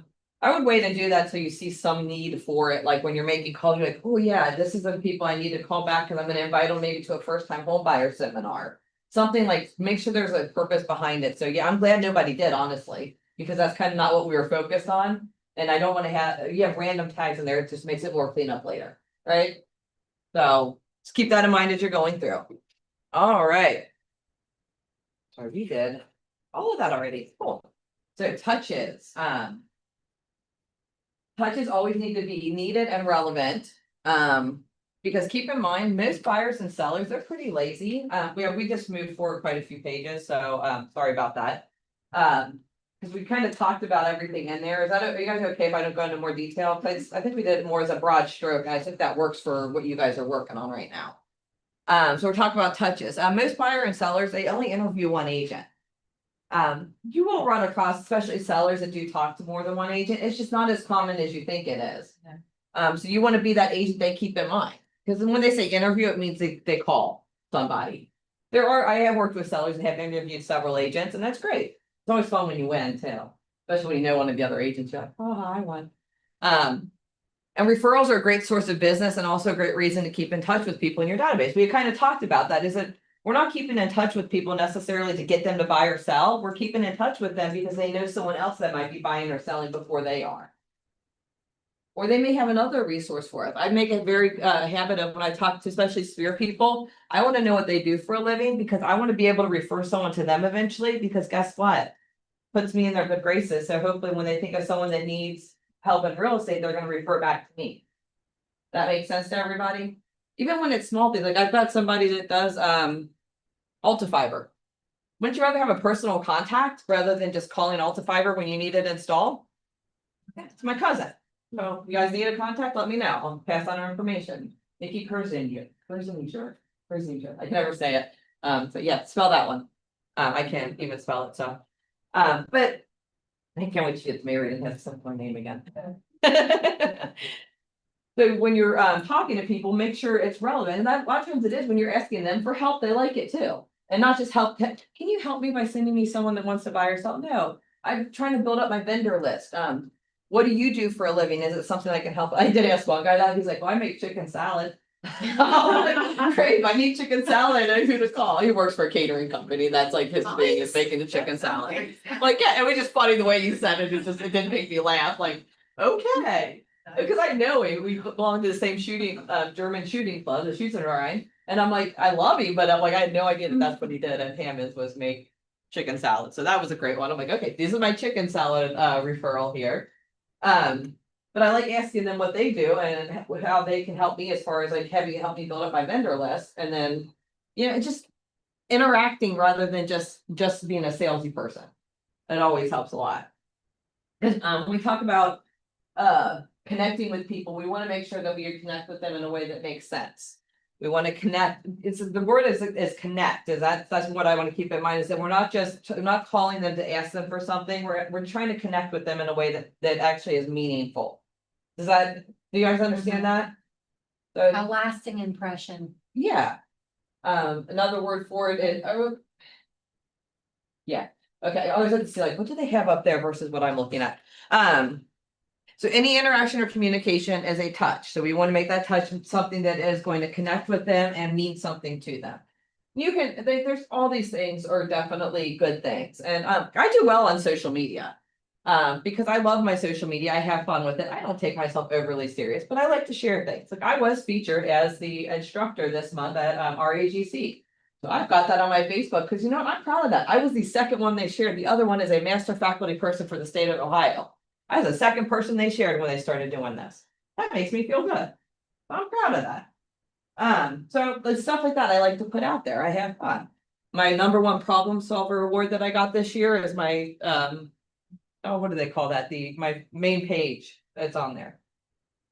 Cover page. Yeah, sorry, I'm like, what is the thing called? The cover page. yeah. Okay. I just thought it was fun. So I'm like, you know what, that's fun. I like that. And your aim is to build relationships, but by building the relationships, it also keeps you top of mind. That's why I want to keep in mind is like doing your connecting and touching and that type of thing. That is, you're building a relationship. The result of that is you getting mind share or staying top of mind. That's not what you're going for. It's what you're going for, but you're not doing something to get that. I'm not explaining that well. It's a result of what you're doing, but it's not the only reason you're doing it. The idea is to build a relationship. The extra little bonus is being top of mind or having mind share. Does that make sense? So I didn't explain that very well. It's like in my head it makes sense, but are you sure that it makes sense how I'm saying that? Yeah. Okay. So. All right, so now we talk about staying in emotional proximity to somebody, because we can't always be next to somebody. I know it's another one of those ones that kind of feels weird saying it, but emotional proximity is that when someone thinks about, oh, I've got waters in my basement, what do I do? Oh, wait a minute, I'm gonna call that real estate person that always calls me. They're gonna know somebody that can help me. So when they get a feeling, then they're gonna think of you. So that's what we mean by emotional proximity, because you can't always be next to somebody. I mean, one of my investors that I'm working with is in Israel. So yeah, I can't be next to him. I've never met the guy, but I've sold him a house and I'm helping him renovate it, and I'm gonna help him find another house when this one's about halfway done. So I'm like, but he knows who I am and he has questions. He likes to send me stuff and I swear he's testing me. He's like, I found these 4 comps. What do you think of these? I'm like, well, 2 are not in the area. One is a ranch house and you've got a 2-story. And the other one you sent me was built 15 years ago, and this house is almost 100 years old. So yeah, none of those comps work. Here are 4 ones that actually work. So it's sometimes I think he's testing me, but I love it because we're staying in proximity by the constant communication. That makes sense to everybody?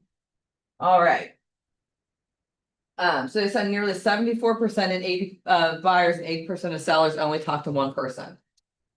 So what do you want to be? You want to be that one person that comes to mind all the time. And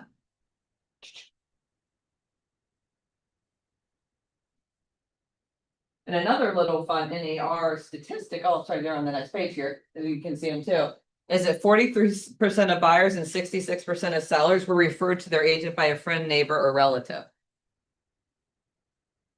So we want to be that person that is getting referred to other people, right? I love it. Mind share becomes market share. We need people to think of first to think of us as their agent, and then we become it. What would be because you'll have a good one on that subject of friend, relative. You know, when you're going up against, when your competition is, or their response is, well, my friend Sally's a realtor and I'm going to use her. Or my Uncle Frank is a realtor and I'm going to use him. What do you say? Really, I don't try to compare myself to other agents because I want to show them what I can do for them individually. Right. But one of the biggest things that does come up is that, okay, If it comes. and up I in had to come up when I was conversation. a newer agent, is that I'm gonna Uh-huh. use this other agent because they're more experienced. Right. I've had someone tell me that they hesitated to use me because they were worried about other people finding out about their financial situation. Mhm. Right. So that's what usually, and in my presentation, I'm gonna talk about the fact that I do have a lot of experience. I don't bring up the number of years because I think that just sounds bad. Like I've been doing this for a long time. I have closed over 300 transactions personally. My team does over 600 a year. Mhm. I have a team behind me that's gonna support anything that I don't know. But what I do know is how to support you in every step of the process. And I'm gonna be sure you're clear about every step that's coming up, what that step means, what we need to do to navigate it. And I'm gonna make sure that you understand everything that we are going through and be here to answer any questions that may come up along the way. So you would say It's that's really on the just- phone if they were considering, or if they're already telling you they're gonna use an aunt or an uncle or whatever. Yeah, so like I understand wanting to You use just- someone that you're you're still sticking familiar with with, and yourself. I understand there's a built-in trust between people you've known Right. for a long time or people that you're related to.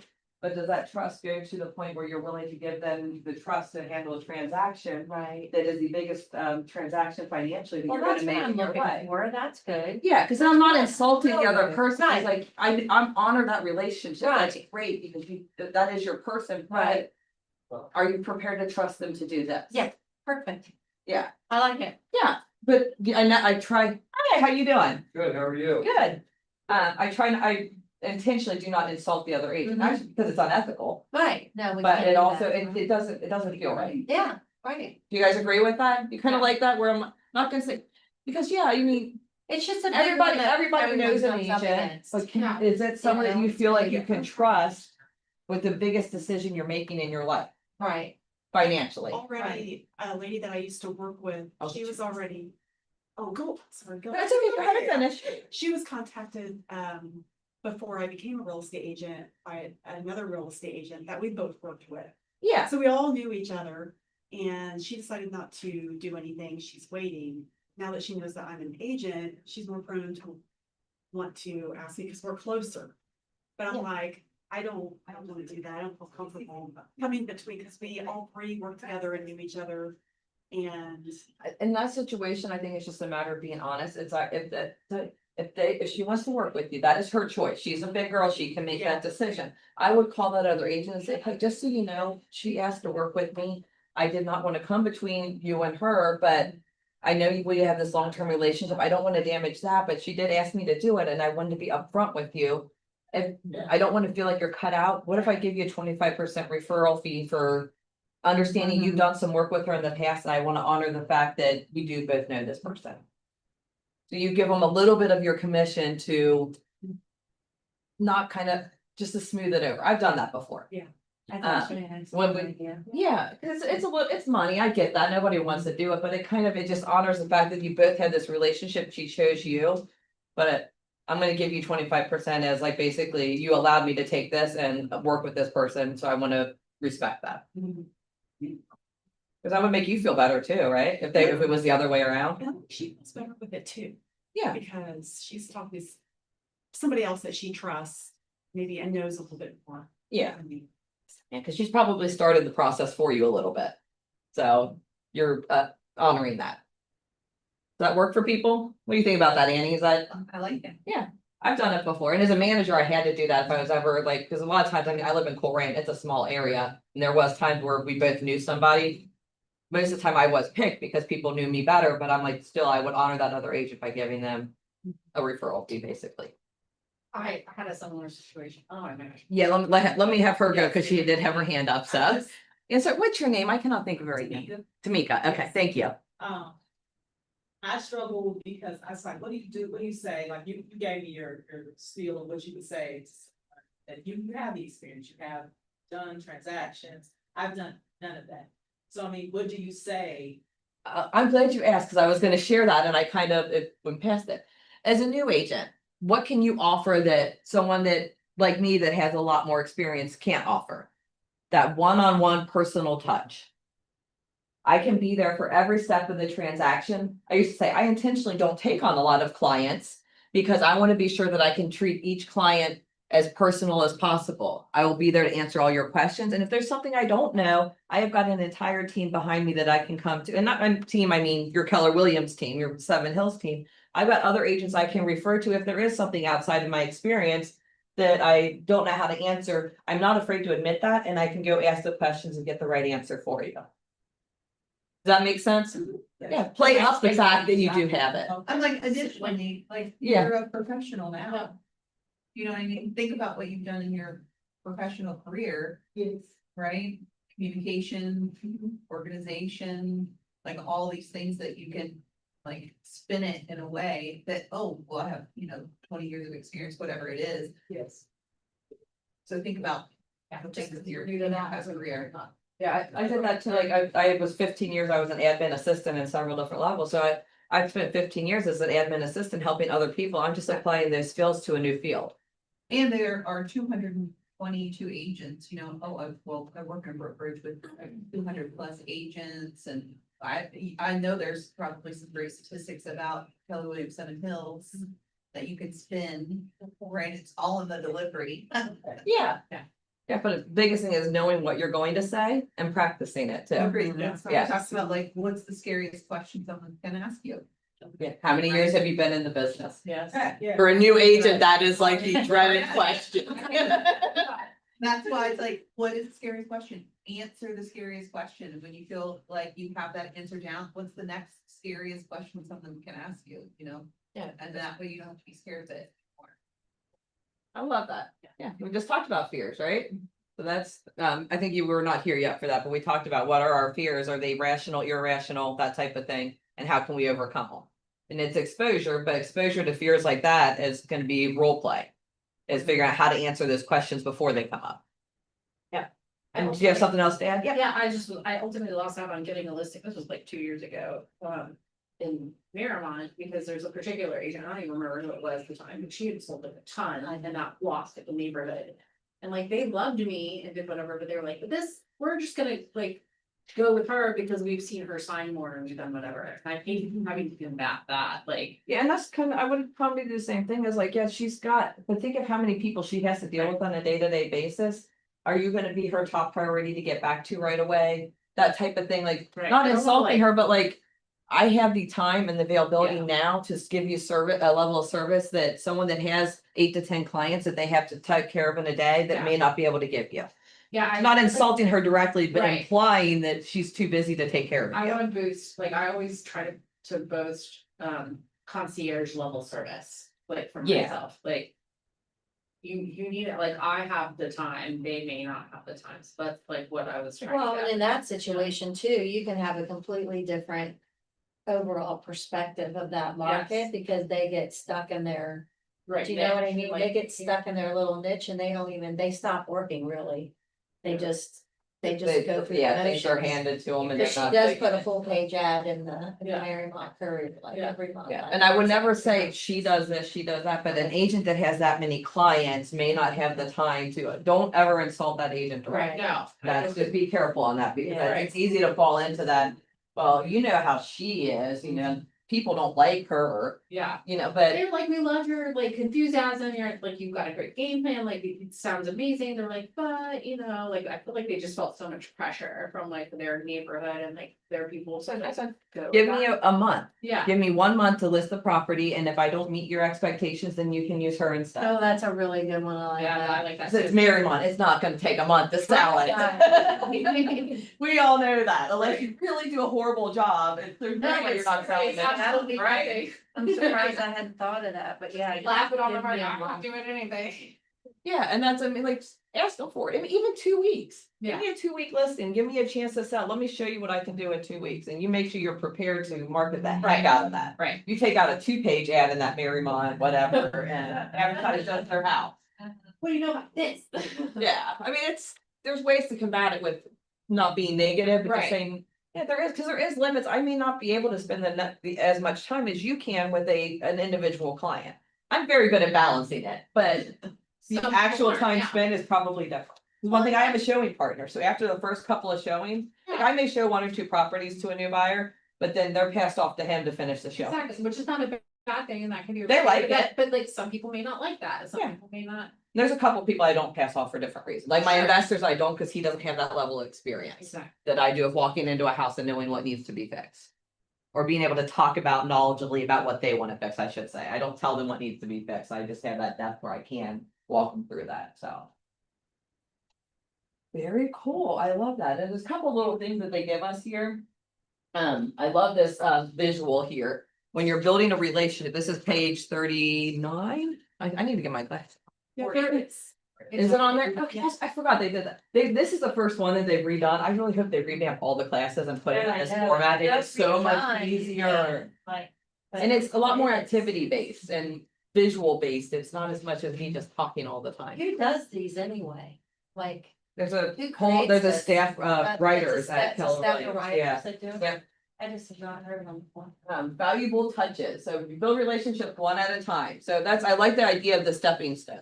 Cause when you're building a relationship, you have to take one step at a time. If you start at one side and try to just jump to the other side, think about, you meet someone new, instead of building that relationship, you get right into, okay, let's get your house listed. it doesn't feel right. It feels very transactional. So you build that relationship and it could be in just a conversation or in a day. Like it doesn't have to be long term necessarily. But you need to get to know them a little bit. You need to know their motivation. You need to know where they're planning on going. You need to know, you know, you just need to know them a little bit in order to properly service them. If you don't know their motivation and you bring them a full price offer that can close in a month and they're like, nope, that doesn't work. You're like, what? We don't realize that they're building a house and they can close in a month, but they need occupancy for another month and a half after that. And yeah, they were hoping, yeah, full price is great, but they didn't want to give any concessions. So now they're paying commission on both sides and some closing costs. It may not work well for them. You know, what I mean, you need to know what their motivation is. Otherwise, there's going to be a lack of understanding between you. That makes sense to everybody? Yeah. All right. We are almost at 11 o'clock.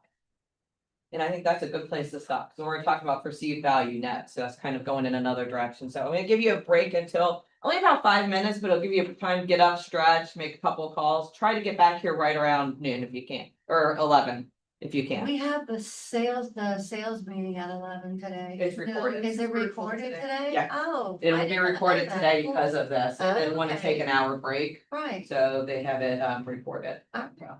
And while you're on break, if you guys notice in the back tables, there is evaluation forms. Yeah. I put those out early because that slide is at the very end, and I understand some of you may not be able to stay the whole time, and I get that, it's totally okay. I need evaluations because I am going for faculty at Keller Williams, and I need the evaluation. I have to have so many of them in order to be able to move forward. So if you would take time to do that on break, that'd be awesome. And otherwise it'll be there for the end. If you're staying till the end, Do you can you wait for want the us end. back at 11:30? No, 11. At 11, it's like a 5 minute break. It's like 5 though. We don't get really, right? Well, let's do 5 after. We'll do 5 after. Yeah, because we're ahead right now, so we should be good on time. Yeah, because believe it or not, I have every time written in here for what time I should be done with that part. So that I make sure we don't get behind. I don't like skipping anything, so. No, I had no idea about the meeting, so I was like, what? They did send out a text and I did not. Lindsay and I did a live Facebook this morning on it too. A lot of us are not on I know, Facebook. but that was the I- first- I got to do a live Facebook. That was the with one Lindsay, though. that- That was fun. That down thing is that people assume that all of us agents are on the Keller Williams Facebook. We're not. Why? There's a lot of reasons why. I can't think of one good one. Okay, the cow thing. There's so much communication in I mean, it. I'm I gotta look it going up. on It's it. up right Work, the right? grass area. So not too far. Very, it's wonderful beef. It's amazing the difference in quality of meat I'm getting. Fresh together. Mhm. It's also dinner one. that we- That's from me too. I love beef. But you can like say Where's your everything, forms? right? Where's your forms? In on the black papers on the back. It's got the directions on it. Oh, we just have to, we're gonna do it electronic. Alright, so yeah, like 500 pages in, I put off my Keller Williams. I probably would. I'm gonna charge you like $50 for that. Don't charge But me, you can download just the PDF if you're like following along, you know what I mean? And then you can just scroll along. Right. You don't wanna print the whole thing. You know what I mean? But you're also welcome to use the book anytime. Yes, So it would be every day. yeah. It's nice that you could do that, because I know it's hard to follow along if you don't have it. Oh, goodness.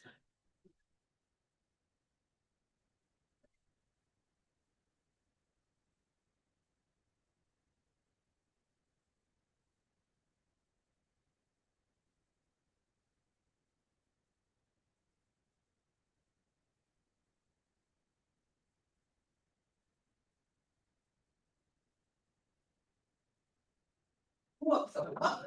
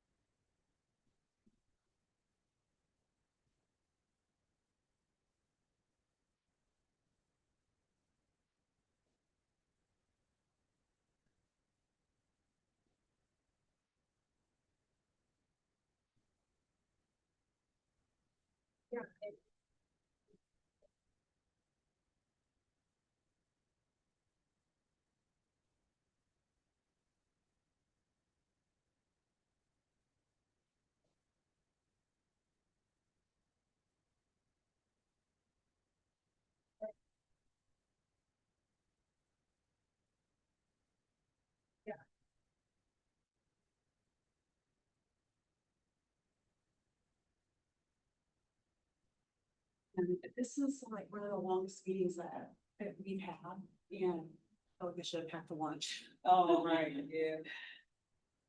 How long have you been, a teacher? So I got licensed a month ago. Okay. But before that, I was coming, for the whole month of April, I came to Ignite classes because I had left my job the end of December of 2025.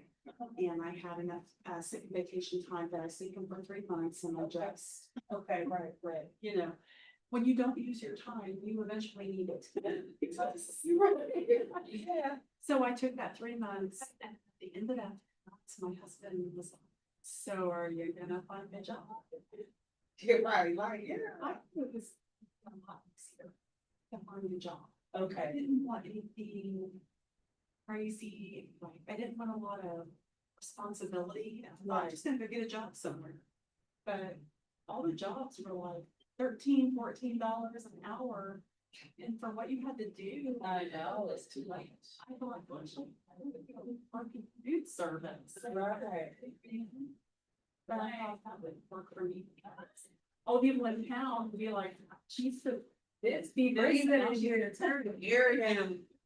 It's So, yeah, I just, well, I got licensed in March, okay, so. how long did it take you to, oh, did you come here then, like right Yeah, as soon away? as I was referred by, okay, cousin here. She works actually with TCG. Oh, okay. The Shipping Group. Actually, I was a licensed agent about 10 years ago. Oh, My license lapsed because I'm a school teacher, so. Just gonna ask, you have a great voice. I mean, you sound like you would be a speaker. I was like, I what she did. Yes, so I was, I'm a school teacher right now, so. Like, well, let me take the summer to get this under my belt because, my license lapsed before because I couldn't keep up with the trainings, it was just a lot. Oh, yeah. And then the space that I was in, as far as my mental was Mhm. all over the place. Yeah. So now it's like, okay, I'm at the point where I'm thinking about retiring within the next, I would say 5 to 7 years. Yeah, that's where I was at. Yeah, so, like, let me do something that I think I'm gonna like. I did it before, the paperwork was overwhelming because I did do a couple, transactions before, Oh, buyers, but it's changed so much. with Mhm. This stuff here, it's all Yes. changed, it's a lot, it's really a lot for me, but, I'm looking forward to it. I just really want someone to just take me and just like, I don't care about making money. I just wanna learn. That's That's where how I'm it at. is. I wanna know what I'm doing, so I'm not like just stepping into a bunch of gray areas. I don't wanna look like that. that feeling. Yeah. So that's why I actually, I had a dream about. I have a flash of a vision, actually, is what. Oh, yeah, okay, application over to, Henry Gordon, and I'm trying my mortgage thing, and I just realized I put 523 instead of 513 on my number, but I can't edit it. Is there any way you can fix that? Yeah, I did, Gordon. Yeah, I sent it over to, I just did like a share link thing and I didn't send it to him, but I didn't make sure I get that updated, so in the future I don't have the wrong phone number in there. He was home for the day and so. Got up and got my laptop and I started.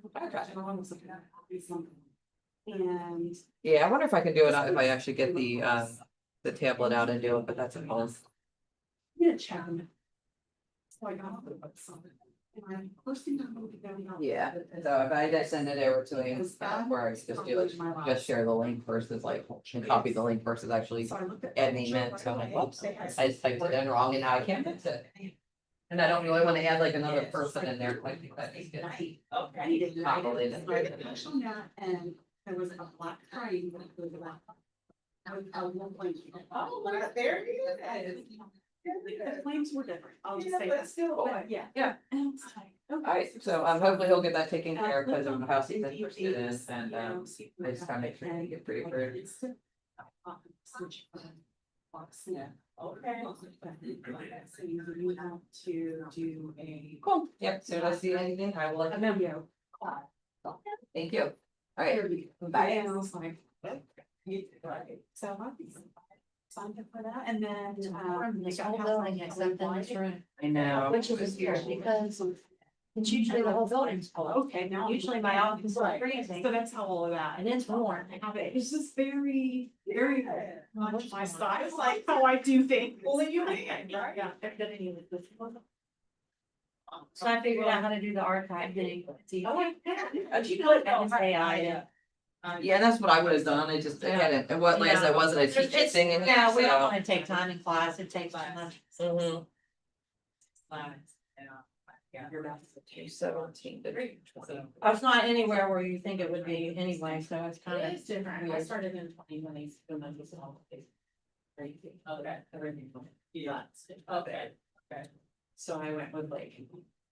Deal, like, did this in the world, has a boomer did that, and then now it's like tripled again, like, I'm like, hey, so now you refocus. And I'm like, I'm a little different. It's just so good. Yeah. Strategies you can use. Right, like, in Austin. I have. Eight. I know it breaks. Yeah, That's what they clean up. Yeah, it's not this. This is like. You do one, right? We put out the right there, I just accomplished it. It's like. It's, well, I'm like, you wanna be, Why? like, is it, like, I just thought about that. Big house. Yeah. I want people to think I'm busy, so like, you know, sometimes I'm like, I put on like my stories like showings, and I'm like showing, and I may not even be actually showing anything, like I just have pictures of the house, like. The social media is such a lie. It's such a lie. Like I'll be like in my pajamas, no bra, and like totally doing showings today, like, you know, listing appointment ready, or like it was shot in the car because it's a perceived, Absolutely. like whatever. And I hate that part of it, but at the same time, like, you know, it works. So like, it's kind of one of those things, like, how do you balance like personal with that? And so I was just telling meetings that, you know, I just get in my mind, like, I just gotta suck it up and like do it. But like, I think as long as you can like tell a story about the transaction. I don't see your name popping up on your. You gotta go scroll all the way down to the bottom. Oh, right down to the bottom. And then it'll say. Oh, like I try to be like. Oh, okay, Yeah, that was because I'm like, how do I type it in? Yeah, I know. Like, what the heck? So like. It'll be on there eventually. People to. I try to make it. It says it on that paper, if you read on the, underneath the scan code, it does say it on there. Yeah, just like. Oh, and what is all the stuff, Yeah, you know? that's what I've been trying to work on. All right, you guys ready to get back to this? Yes. All right, so. When we talk about giving value to customers, you wanna have things to offer to them, and so perceived value is very important. Cause if they perceive it as valuable, it makes it valuable, is that correct? Yeah. All right, so we're gonna talk about the staircase of perceived value. So I'm gonna kind of go through each one of these stairs one by one and give you an idea of what they mean. So salesperson, when you call them, their first thought's gonna be, you're here to sell me something. You're interested in finding new business and closing deals. So basically, like, that's like if you send a DM that just says, are you thinking about buying or selling? Because you're just contacting them to get the business. That's what a salesperson does, right? And that's how they're gonna perceive you as a salesperson, which isn't a bad thing. If they're a very transactional person, that may work for them. That could be enough to get, I mean, I'd say maybe 2% of people out there might react well to that. Does that make, you guys agree with that? Yeah.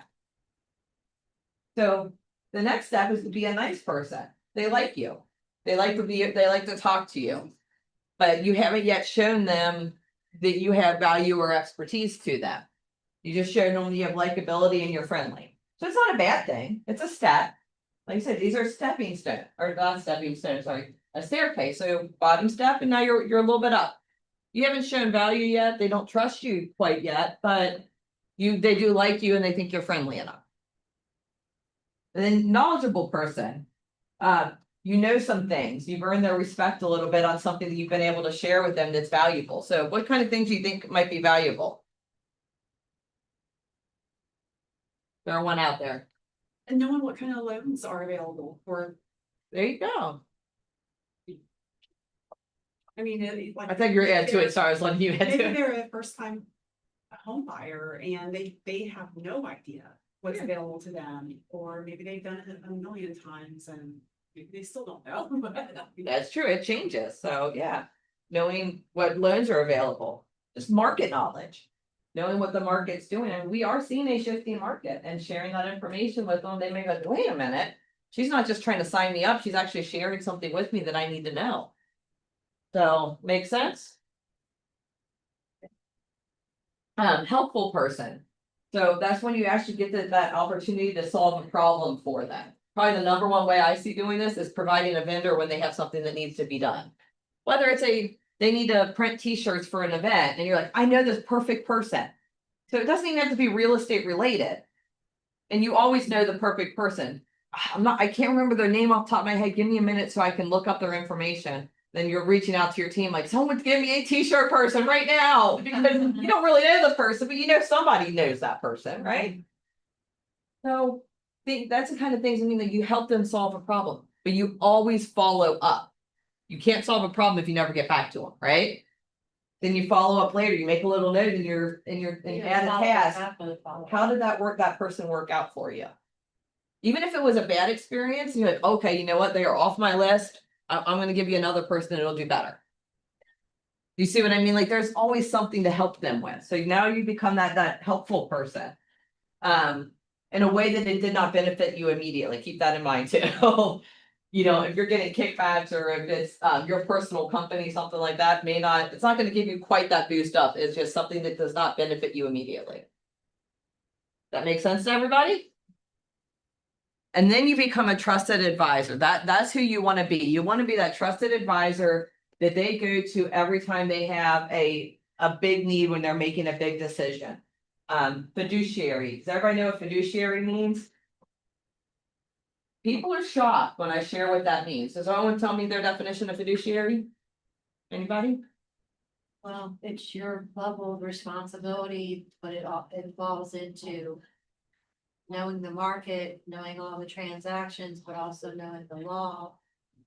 Knowing, what is it, knowing the law, contracts. Like, it's all of that, but that's Yes. not a great definition, but I mean, it's, You've got the concept, but it's Yeah. You What can I- say it much biggest thing I like to tell people is that my job as your fiduciary is to represent you to my best ability. But also not just to represent you and help you get what you need, I have to put your needs in front of my own. And that's the thing that surprises them, that if it's your best interest to not buy a house, I need to make sure that I work in your best interest, not mine. Right. Does that make sense? And I like that they threw ethical on there too. We don't think about that all the time, because I teach ethics, if you guys don't know that. Next month, people look out for it. I will be teaching it here, CE, first time I've gotten to do CE here. It's a 3-hour ethics class, and it will be different than other ethics class that you've taken, I will promise you that much. Because I wrote it, so it is Thank different. God. They're Or boring. you get CE credit for it. Yes, 3 hours, it'll be your NAR ethics credit everybody has to have by December 31st of this year, so it'll take care of that credit for you. When did you say you're teaching that? Next week? It's in July, will you look it up for me, Annie, do you mind? I know you'll find it quicker than I think it's the 17th, but I'm not gonna swear to it. I'll have Annie pull it up for me. But ethical is very important too, and I think one way that you can always show ethics is like, say you are talking to a good friend of yours, like you're talking about your friend, what if they had a buyer's agreement with that agent already? Yeah, So how in that situation, how could you show that you're an ethical person? then I definitely would not swoop in. I'd say, I can't, you're already in contract with this person and you know. Exactly. I have to honor the contract you have with this person. When that expires or you're no longer working together, I would be happy to help you, but I can't help you while you're contracted with another person. That shows ethics. That makes sense to you guys? Yeah, so being able to do that, when you reach that level where you're able to demonstrate that, and it will come around at some point where you're able to show them that I can act as your fiduciary, I can help you out, I can be that trusted advisor. When you reach that, like, you know who you're at that level with, right? You think about like who really trusts you that much. There's not, in newer agents, it may not be as many, but there is gonna be people like your one friend. She's like, I trust you. I wanna work with you, even though you're newer, I wanna work with you because I trust you. That makes a difference, right? I don't see it on their calendar yet. I see an old one. Hmm. I don't see a new one. I see July, it was near the end because I signed up for 3 at the RAGC. 17th is a Friday, I don't know. Hold on, yeah. Whatever. Isn't the 23rd?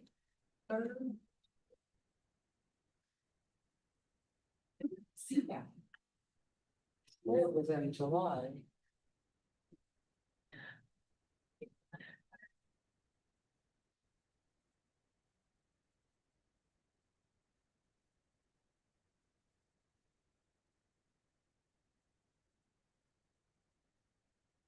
You know what, I'll tell you what it is. It'll be in my calendar. It'll be, I was just gonna say, look at your phone.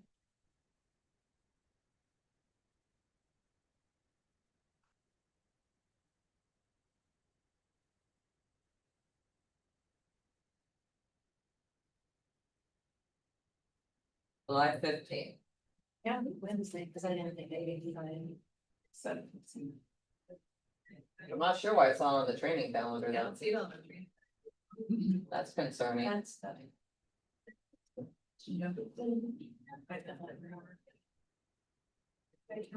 Yeah, someone can let Laura know it's not on there. Oh, shoot, I was gonna do it again. Yeah, July 15th, so 11:30 to 3:30, and we are going to be doing lunch ahead of time, so there's a lunch included in that. Oh, let's move forward. Yeah, yeah, it'll be an afternoon class instead of a morning class. All right, and as you go through and you go up these different stairs, you want to make sure you take the positives of each lower stair up with you. So please don't take the self-interested salesperson up to the next step. That's probably not the most healthy thing, but being functionary, being able to get through a transaction, understanding how that works. Those both sound very negative, but you have to understand how to get through a transaction properly in order to work with someone, right? So this isn't a bad thing. Take the positive sides of that with you. Rapport, likability, and friendly, those are all good things. Having good rapport with someone and being friendly and likable is great. Expert and resourceful, consultant, advisor, and eventually that all builds into being that person. Does that make sense? It's pretty cool. I love this this visual. Because it is a step that you take to being that person that they refer to. This, we're gonna start talking a little bit more in depth about communication, because that's that is what follow-up is. Communication in all of its different forms.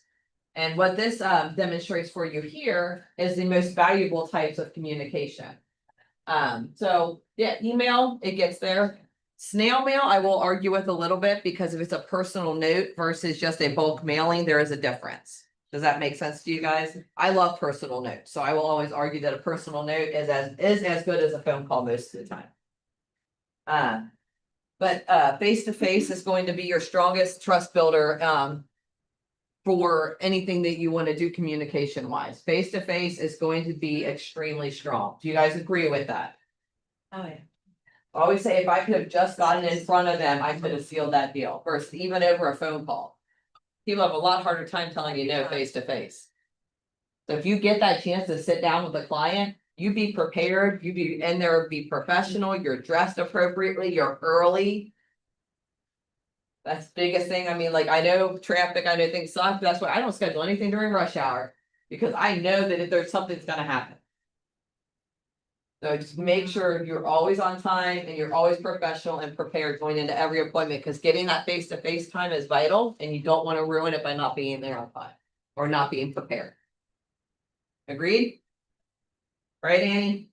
Tell the people you better be. Even if it's just a meeting with Annie, with your coach, you go in there prepared, as prepared as she's gonna be.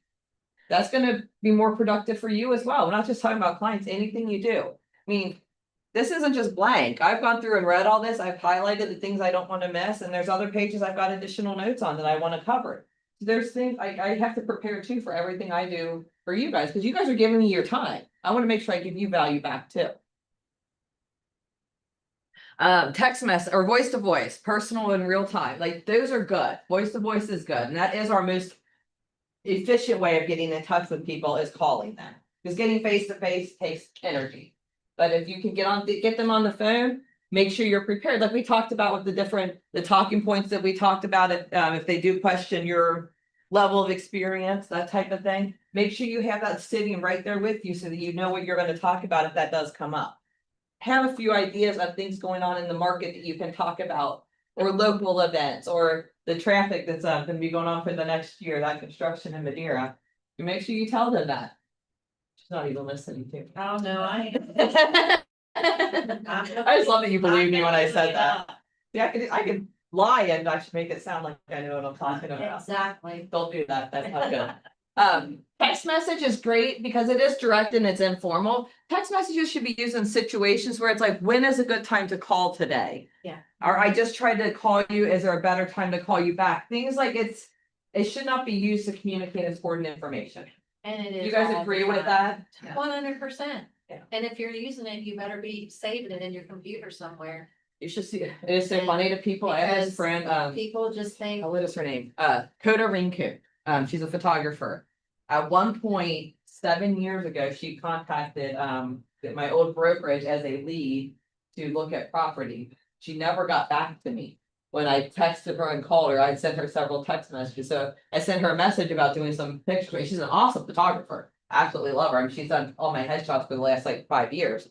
But when I went to text her, those little messages came up. And so I screenshot it and sent it to her. I'm like, you're lucky I'm using you because you never got back to me when you were looking for a house. And she's like, oh my God. So yeah, I save everything. It's hilarious. Like I can look back at old conversations. I sent an agent a message. I'm like, well, I can see every communication we had before. Oh, I hate, like, that's what you should always be. I've got old ones from you, Annie. They were all good. They were all good. Always be mindful and careful of like, don't be shitty to another agent in text messages. Yeah, 'cause- You'll pull it up, you're like, oh God. Yeah, her and I had transactions before she came here. So before she came here, we went out for coffee together and I was looking, she sent me a message. I'm like, oh, look, yeah, we've been in touch before. I recognized the name, but I couldn't remember what, but it had old addresses in there on things that we had worked together. So it was kind of cool. So text is great, not your best way to communicate vital, important information. So as you work up through these, you do realize that stuff at the bottom is most important. Stuff at the top is not going to build trust and connection as much. Agree with that? So when we talk about social media, we're talking about, social media is great because it's gonna be a broad reach type thing. It's not gonna be as specific to, an individual, but it can really show a level of expertise and experience. Without you having to directly tell someone, hey, I've been doing this a long time, or hey, I've closed this many transactions, or I know this, I know that, because you can communicate it indirectly. And if they're following you on social media, they're gonna have an idea. I had several agents here that comment on things that I do on social media. And actually, there's one agent that I had never met her before, and I'm finally like, oh, you're the Tracy that's always commenting stuff on my face. I didn't know who she was. I never met her before. So it's kind of cool when people realize they're like, you're really doing a lot with business. And I've had people comment, you're teaching a lot lately. I love seeing that you're doing some other things. Like it's nice because it's an indirect way of showing my level of expertise. If people are trusting me to teach, that probably means I know a little bit more than I used to, right? In theory, there's some really bad teachers out there, but so I love social media for that reason. It's indirect communication. And social media allows you to build like a parasocial relationship, like people think they know you, they don't know you at all. Yeah, It's like familiarity, even if it's not real, they feel like it But is. they really think that they know you. It's like when you watch your favorite television show, you feel like you know these people, you obviously don't know them, you're watching like Survivor, I feel like I know these people, I don't.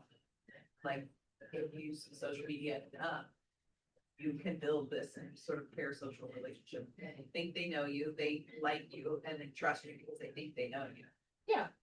And it's gonna say something completely inappropriate, and we can totally exploit that, no, I'm just kidding. But it is true, because when people have that, when they have that sense of like they know who you are, it builds that, may not be a true trust, but it builds that perceived trust, which can quickly turn into real trust. I mean, Yeah, perception is reality. Perception. It is, reality, it's the same. 100%, and that's. But be careful when you're doing it, like talk about in here that you should do a lot of personal branding, that type of thing, but focus on what you're doing for other people, not so much yourself. And like a lot of mine does come off as like it is about what I'm doing, but it's like I want to share things that are going on because I want people to understand that real estate is not my entire life. Well, the But thing I'm a is, it's well-rounded personal person. Facebook page, Yeah. and that's to show who everybody has, it's like, And I tag my professional when it's professional related. Right, I don't actually exactly. post on my professional page. It's only tagged from my tag it. my I post something. yeah, I don't have time. So it's like, you gotta be careful on how you do it, but you should be sharing client stories. Things going on in real estate. We're lucky because we get 2 videos a month that are, that we have the script for and that are recorded and edited for us, so I get to share those. So it's fun because I get to put that stuff out there and get to show that I've got a level of expertise. Does anybody else have a good Facebook page or Instagram or Twitter or whatever? Social media? It's in there. It's in there? It's dreadful. to It's be- been good and then it's going down, but that's me. So I was just telling you, and I was like, I get in my own way, like I'll do really great. And then I like drop off and then. I mean, it's just anything, I Yeah. think goes good. But. you It know, has to be it has to be like a task for you that you have to do, even if it's like twice a week, you make sure you at least post twice every week. And it's like, it's no longer about fun. Right. It is just.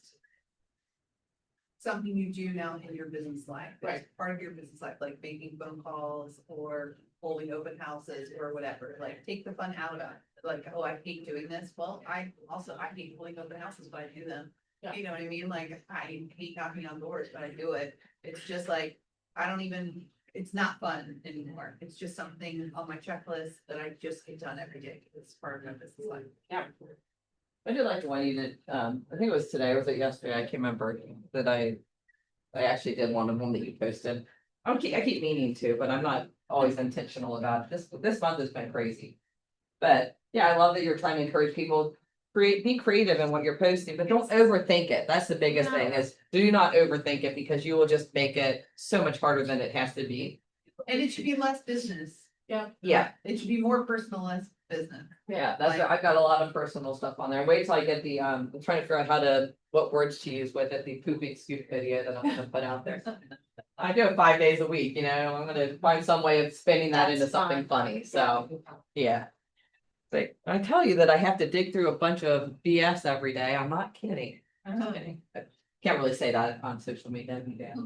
Snail mail, like I said, there's nothing wrong with snail mail. People love getting cards in the mail. If you send birthday cards, people absolutely adore them. Disagree with this because like specifically snail mail, because. On here, I should have a disclaimer, they're talking about bulk mailings. Okay, I was gonna say like snail mail. is- Like farming, that type of thing. That's what Snail mail that's is what they're like- talking about. I love snail mail. I think it is so much fun. I have stamps in my purse at all times, and I've got thank you cards in my bags if I think of something. Actually, I've got blank cards with just fun pictures because no matter what I want to send, I can send it in that card. Right. Even a happy birthday if I remember to, but I also have AM card, which is a great online thing Have that too. that I can send people from there too, so.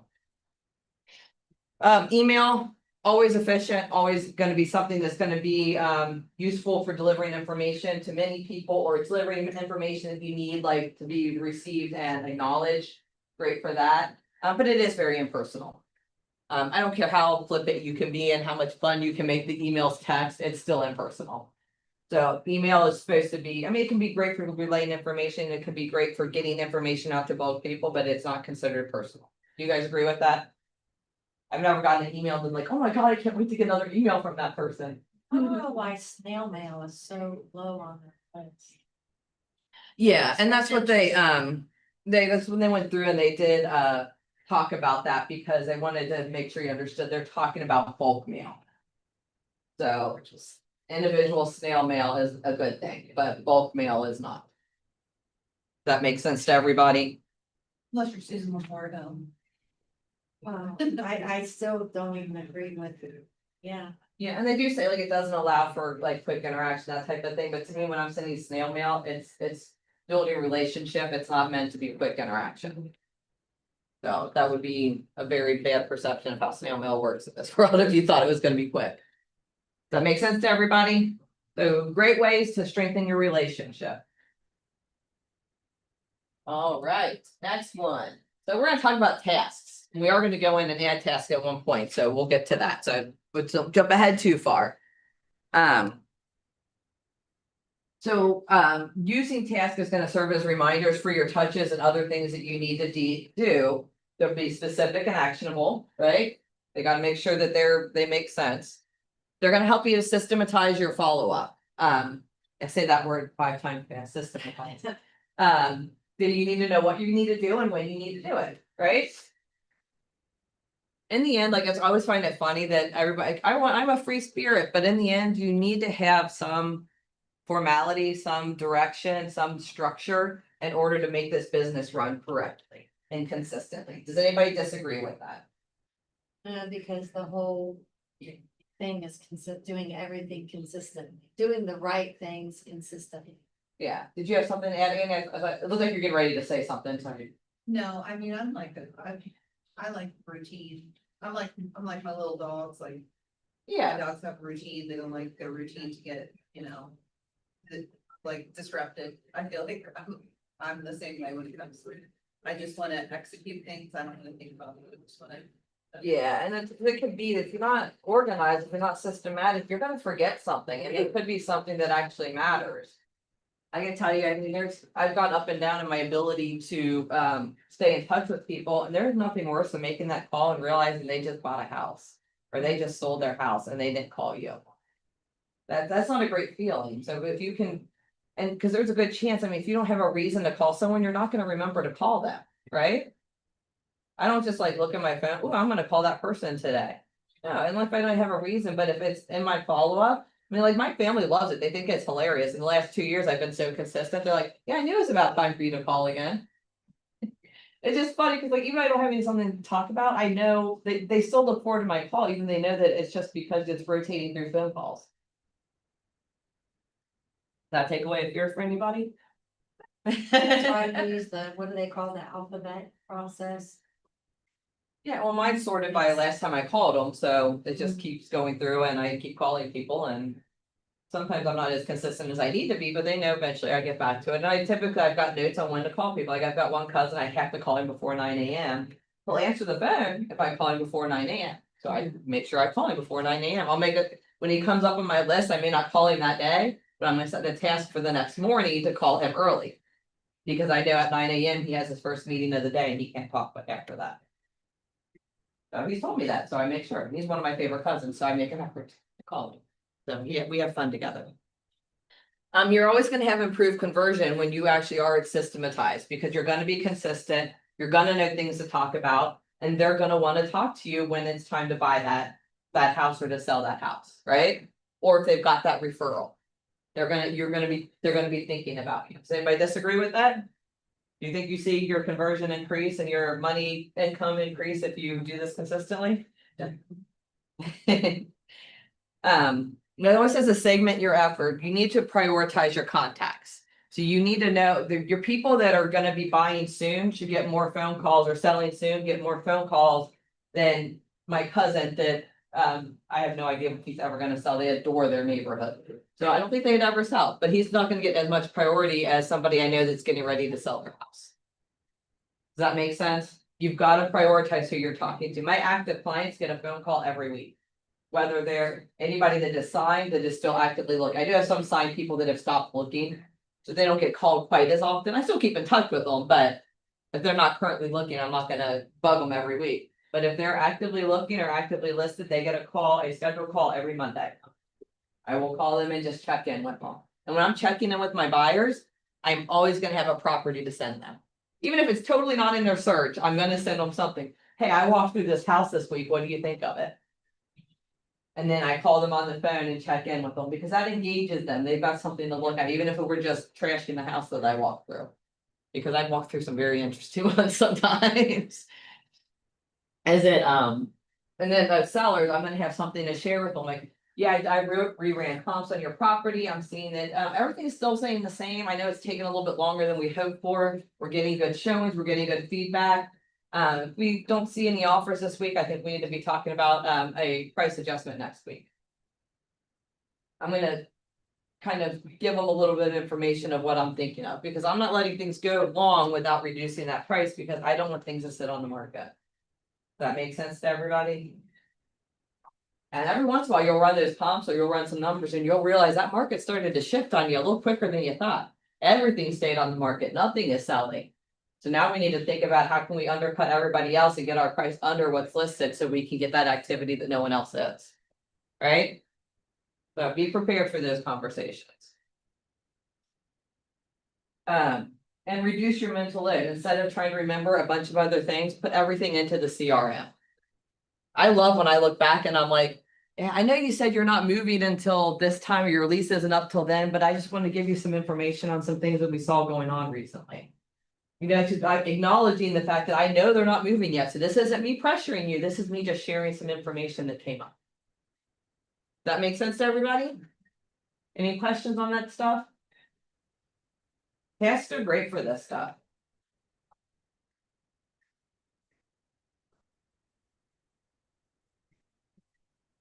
Oh, that's funny. Next little one. Thought this was funny. Studies have been done to show you can only really hold 7 things in your head at the same time, Plus or minus 2. plus or minus 2. I think I'm at 9. I'm like. Yeah. Do you know why that's what has 7 in it? Phone A numbers. week, Oh, days of the week. Phone numbers. 7 numbers. 7 numbers. Because we memorizing something with over 7 numbers is really hard to do. Yeah, realize that, and what has 9 numbers in it? Social The security. security number, because most people can remember Mhm, numbers, right. that follows this. Be a fun way to point that out. Yeah. All right. So. We're gonna have a little bit of fun. If someone tells me they don't know where to find this, I'm gonna give them a social media lesson. So you added contacts into your database earlier. Now we want you to add a task in to remember to call them on their birthday, or if you want to be really special, call them the day before. Don't call them the day after. Call them the day before. Actually, have to know their actual birthday. Okay, where do you find birthdays? Well, Facebook, but that's just when they're close, right? No, you Or can they're see them at any supposed to- time. Oh, you can? I did not know that. If you Or pull up their as long as they- profile on Facebook, it should be, if they've listed it, Yeah, it should be. Oh, on the front, like where they're from and what school they went to Yeah, and all their that. info, yeah. Oh, I knew that, but I didn't know that, right? Or there's this crazy thing you can do. You can call them and ask them. Yeah. It's wild. That is wild. I know, isn't it? It's just crazy. That's just crazy talk. I get that, but you know, you just call them and ask them when's your birthday. Do you guys want to see how to do it, or do you guys think you're pretty confident in it?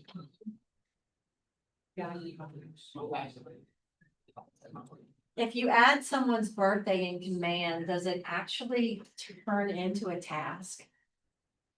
That's, I mean, how does it alert you? I don't Because I know don't that really- it does. Well, I'm gonna find out real quick. If you add someone's birthday in command, or even their home anniversary, No, I think you have to. I add don't, them to- I don't think it, You have to add them to the smart plan. yeah, it doesn't automatically. Yeah, we haven't done It the doesn't smart do plan anything. yet, so we're just looking at tasks now. But yeah, it doesn't, because I know his birthday's in there and it did not give me a task. So you're saying you have to create a birthday smart plan and then you have to add. We're not doing smart plan everybody's yet, so let's There's not. already a birthday smart plan, that's, that you don't have to do anything. It already. Right, but you have to choose it for all of your contacts, right? But you did see at the beginning, and we're just doing tasks, yeah, so let's not jump into smart plans. too much. Right. But on here. You can add everybody to a smart plan all at Right. once, Right. I do. so you don't have to do that, or like on, but. For now, we're focusing on like, if we know what their birthday is, which we should, if you have it in there. How to add a task in. create a task. I'm gonna have one for my husband, so I wonder if it actually has been in there. See, now my husband gets about 30 notifications about my birthday and our anniversary. I haven't set up in so many ways, that it's kind of be a joke, but, it just makes it fun. So I'm gonna say his birthday's July 28th, so I'm gonna call on the 27th. I don't like to make the due time all day because it tends to, mess me up on like my phone calls and stuff like that. Cause I'm usually making calls in the morning. Make that go yearly, it's assigned to me, so now I have a task to call my husband every year for his birthday. And that will pop up in tasks, but you Mhm. have to go into tasks Yeah, on a daily basis to see it. yeah, and that's the habit you have to get in, if you Right. go under It's tasks. a consistency habit. Yeah, see, I don't have anything until that, I don't use, hopefully you guys have more than that, I don't use command for that, I use follow-up box, so I don't have that much, I do think I. Don't look at the overdue tasks, but yeah. I haven't used them in a while, obviously. I've been bad about that lately. Huh. Future tabs.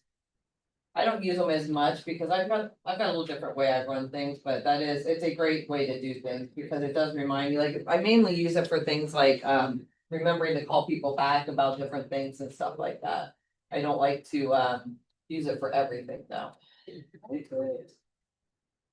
It's gonna drive me nuts that I have to.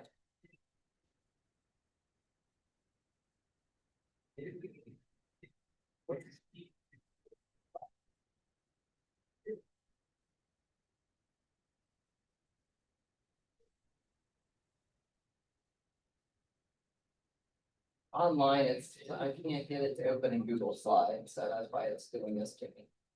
All right, everybody get comfortable with how to add a task in the, command, any questions on that? You didn't even open your computer, so did you really do it? I did it earlier with at the last thing. Just called me out on that. Giving you a hard time. You're feeling all good, like I worked ahead. Ever do that in class where you're like, I didn't realize it, but I did the next task already, I'm so smart. Okay, I like to do that and then it really sucks though when you mess up and they're like, if anybody worked ahead, then I'm like, you guys are just mean. I had a boss do that to me one time. I had already got my set and I was like standing there looking around like, what else can I do? And she was like, you need something to do. Let me know. I'm like, "Okay, I can do it." It's like, sorry, I'm too efficient. All right, so now we are gonna talk about smart plans. I can tell you, any CRM you have has some form of this, so we're gonna teach it as what's in command, but even if you guys do switch to Lone Wolf, I guarantee you one of the reasons they're switching is they have more interactive. Smart plans for you to use. I was actually told not to add any additional follow-up costs right now because we're getting ready to switch something around that's gonna give us a lot more access and it's gonna be more integrated. That we'll be able to use, so I'm not adding any additional right now, we have some automated when they come in certain ways, but. Not doing anything additional right now. So there's time saving leverage to ensure the agent stays in touch, what does that mean? Why do you think it's time saving? You're not doing. Exactly. And even if it's not adding a task in, because the birthday one adds a task in for you to call them. You're not having to manually go in and do that, it's automating part of your process, right? You know, I don't think about it. Exactly, now you just have to remember to click on tasks and do what it tells you to do every day, right? That can be the hard part though. And it's a coordinated series of communications and activities, so it's already, someone already thought about it, so you don't have to think about it either, which is really nice. You don't have to think about, when should I call them for this, when should I call them for that, they've already thought about it for you, so it's very helpful on that. It's a sequence of touches and tasks, so it gives you some emails, it gives you phone calls, it gives you ideas of different things, depending on the smart plan, it'll be, usually it's a mix of different things. Does that make sense? It includes drip email campaigns, postcard mailings to target neighborhoods or social media campaigns to promote open houses. They can all be accomplished with smart plans. It doesn't, you seem a little surprised. It does have a little bit more into there. You can integrate postcard mailing into it. Lone Wolf, I think, does a good job of it too, from what I remember. I talked to Lone Wolf when they were at family reunion, so I got more of an idea of what they did, yeah. So, all right, so, next two. Are we There we go. right here? No, I'm sorry, it's I'm, noon already, okay, I only got an hour left, that's easy, so. 4 hours is a long time to teach, I've done 6. That was hard, that was really hard. So smart plans, what is the difference between a smart plan and a task? They kind of give you an idea here. It gives you, basically, it's like task is like a one-off thing, smart plan is a continuous ideas and things to do, but biggest difference, right? Does anybody use smart plans currently? I'm excited to, does that count? Yeah, no, that does count 100%. Yeah, Annie, which ones do you use? Well, my easy group is on a smart plan. They get text messages and emails from me. It's honestly, it was so easy to set up, and it's like a year, just FYI. Like the text messages, emails and stuff you guys get, it's like a year long, so. Yeah. So do you go in, you set up your smart plan, but then do you have to initiate it like? Yeah. Yeah, you have to, as people come in, I had them, and they start from day one, so you guys are all at different parts of the smart plan, right? So every day, you, No, I do nothing. so a task is where you have to go and check and see what Yeah. you need to do. Yeah. A smart plan, it's doing it for you, Correct. right? Okay. Yeah. We are And gonna now go in. when you go in and you set, it's so easy. I watched the one Scott Leroy video. I put it on 2x speed. I watched the thing in like 15 minutes. It's so easy to set up. I mean, you said how many days apart, let's say you send a text message on day 1, they get an email on day 3. Like, and you just filter it in there, and you have to write all the content and stuff. It doesn't give you the content. Or something like that. And then I have a smart plan that I put my clients on, so like when I have a buyer and they close, they go on a smart plan. That smart plan has different intervals for me to call them, so those are all tasks. Like I call them a weekend, and here's what the conversation, here's why I'm calling them, and I call them and, all these intervals. So it gives you the topics on what you're supposed to Yeah. talk about when you make those phone Yeah. calls. So the framework's already in there. Yeah, I built the framework, but there are a lot of smart plans that already exist. I just built the framework that I wanted that didn't already exist, but I can share, I think anybody would want my PC. I don't know, I would want my PC drip campaign, but it really was super duper easy. Like, It was used so to be, there weren't a lot of created soft plans There are already a in ton. play, but there are now. Yeah, because there any didn't agent used to in the be. Keller Williams sphere can publish a smart plan, and so there are lots and lots of published smart plans from other agents around the globe. Yeah. So are those So, the smart plans? Yeah, that's what, while she was Created? talking, I figured I would pull it up because this is Okay. one I'm not as familiar with. What I did is this is my daughter, so she might be added to the smart plan today. So when I'll go back to the beginning. So get everybody on the same page. Come on. So, and you can do multiple at once, but I'm just gonna do one at a time because I think that's really how these are meant to be set up unless you are going back, like you've got a whole database you're uploading. I think they are meant, you should look at each person and put it in there, make sure it's the correct one. So this is actually my other daughter, I clicked on here. So I open her up, I'm gonna click on smart plans and add to a smart plan. And what it's gonna give me, you can search, so maybe we'll just search for one, let's say, she's actually a buyer. So really, there's no buyer smart I'm plan. sure there are. I mean, Yeah. well, I was looking at them, there are like hundreds and hundreds of them. The problem is, Is what is it called? they don't pop I up. think what you have to do, here. what you have to do is you have to go into Connect, and that's where you find them all. When you find one that you like, then you like download it for yourself. And then Okay, so these are just the upload, or like the. Yeah, those are the ones that you. Okay, so we're gonna add her into a quarterly That's call what you- plan. Or no, she's doing There. neighborhood nurture. I heard that's probably one of the most popular ones. That's the ones that you start off with, So I'm gonna select this one. which don't forget to do when your buyer buys a new house, because I know, she's got an email address. I spelled it wrong. She's got an email address.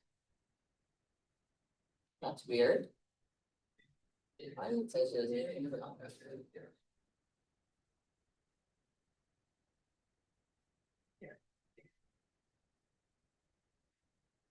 Hmm. All right. Let's try to do that real quick. It's not, it's in the primary, that's why. Oh, I don't have it in primary, It's not in the okay. primary. I did an upload, so Yeah, I it's must just- have, it's- but that'll allow me to correct it also.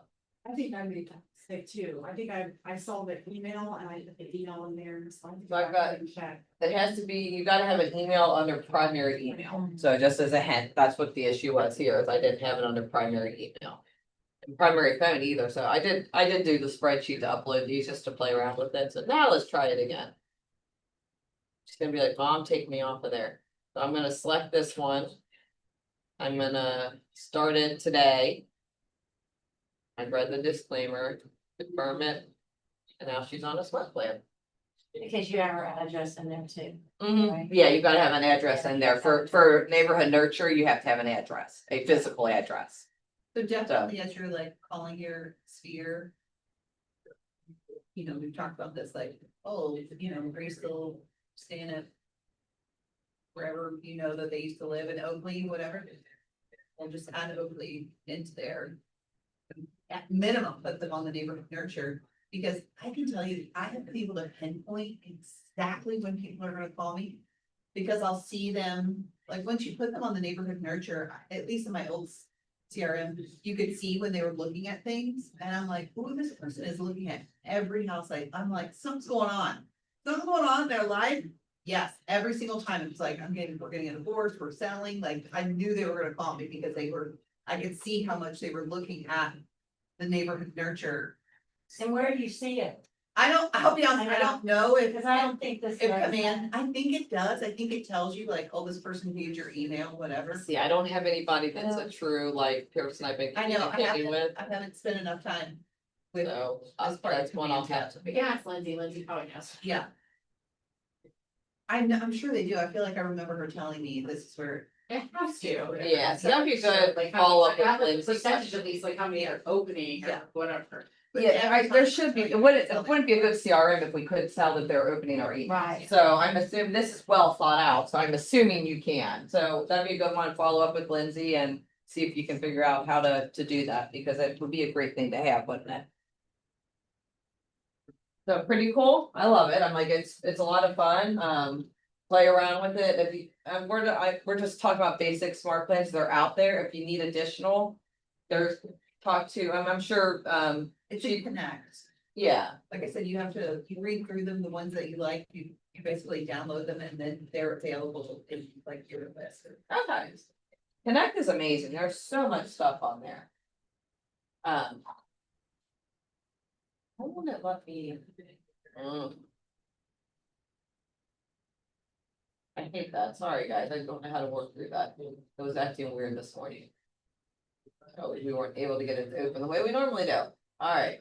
And normally we're not jumping back and forth either, so, but this one has a lot of things that we're supposed to be doing, so I wanna make sure I'm not forgetting anything. Alright. So these are the ones that they say are probably the most commonly used ones. These are not necessarily ones that are preloaded, but these are the ones that are the most commonly used ones. And this would be recent information because this class was just written. So home anniversary, obviously. I mean, even if you did not help them buy their house, knowing when they closed on it and then you send them a home anniversary, they might forget that you're not the one that helped them buy that house. Doesn't hurt to send it even if you were not their agent to represent them. Long-term nurture, 8x8, and promote my app. So those are the ones they say are the most commonly used ones from Keller Williams. So you'll have to download most of those from Connect, because I know most of those were not in there. And there's a really cool one called a Breakthrough 120 Smart Plan too, that they just released. So you can also download that one if you would like to use that one. It's called Breakthrough 120. Uh-huh. It gives you quarterly compliant calls and bi-weekly neighborhood nurture email, so it combines those two together for you. So if you go back to your home screen and command on the side. Where it looks like a little. Piece of paper. This one? Work one down, no, on the, sorry, on the left side. that one, that's all the smart plans. So you, if you type in buyer, maybe there, You see the breakthrough one. you might have to go to the library, like the library is where everything is held. See at the top where it says library. Oh, library, there you go, thank you. How do you get to where it says library? Click on this thing over Click on here. that. Oh, Oh, yes. that one, okay, the smart plan icon, okay. And then you see where it says like add smart plan or whatever. You scroll down a little tiny bit. And sorry, I'm gonna see if I can find this particular smart. There we go. So look at this, these are all new ones that they added as part of the breakthrough series. Mhm. And if you scroll down, you can view the steps. 'Cause you have to add it, right? Like, you're basically adding it to your library, and you can look, you can go through. So that is the one that is, and then I can click on here, add smart plan, Yeah, and then you download it. Download it. Yeah, and now it's like in your. And then it shows up. If I go back. Let's see, let's add Rebecca onto that one. And now if I go to smart plans and add smart plans, I should, that's right on the first one.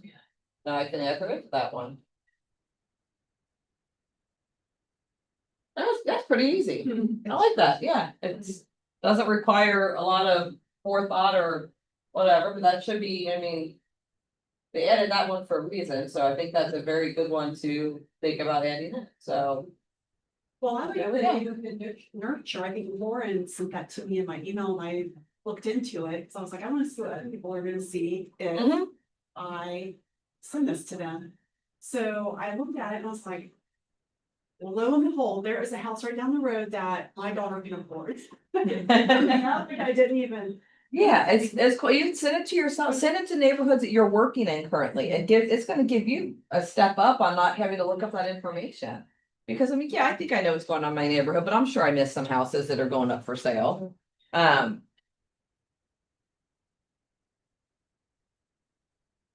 one, very cool, and it also is gonna add in tasks for you, sorry, I didn't read through this, cause I kind of didn't know what smart plans were a whole lot, and now Andy's actually helped me get a better understanding. Cause I couldn't find this smart plan, so I wasn't sure like what it actually did, so, sorry, I'm not as familiar with this page as I should be.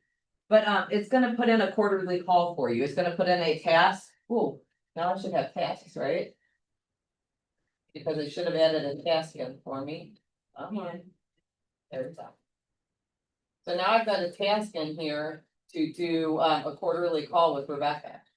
Now, one thing I will say is if you want text messages to be part of your smart plan, you have to subscribe to that Twilio thing. It's so cheap. It is like $3 a month or something like that. And then you can it'll automatically send text messages to your clients or like what you guys get from me. But as I mentioned to you guys, it doesn't come from your actual phone number. I know, that's. Which is fine, because guess what, then you can call your client and be like, oh, yeah, I have an office number now, as well as my personal number. Here it is, can you add it to my contacts, because then when you text them, it will come up as you. If they say that as you. It's always the same number, it's just not your cell So phone. I was gonna ask, it's always the same number then. I'm glad you said it, LG. What's that? Twilio, yeah. And like, once you.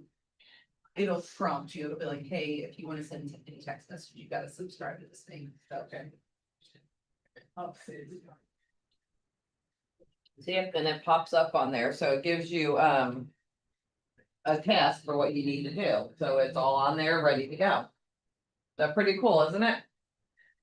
That's my quarterly call with my daughter, so. Hopefully she talks to me more than that.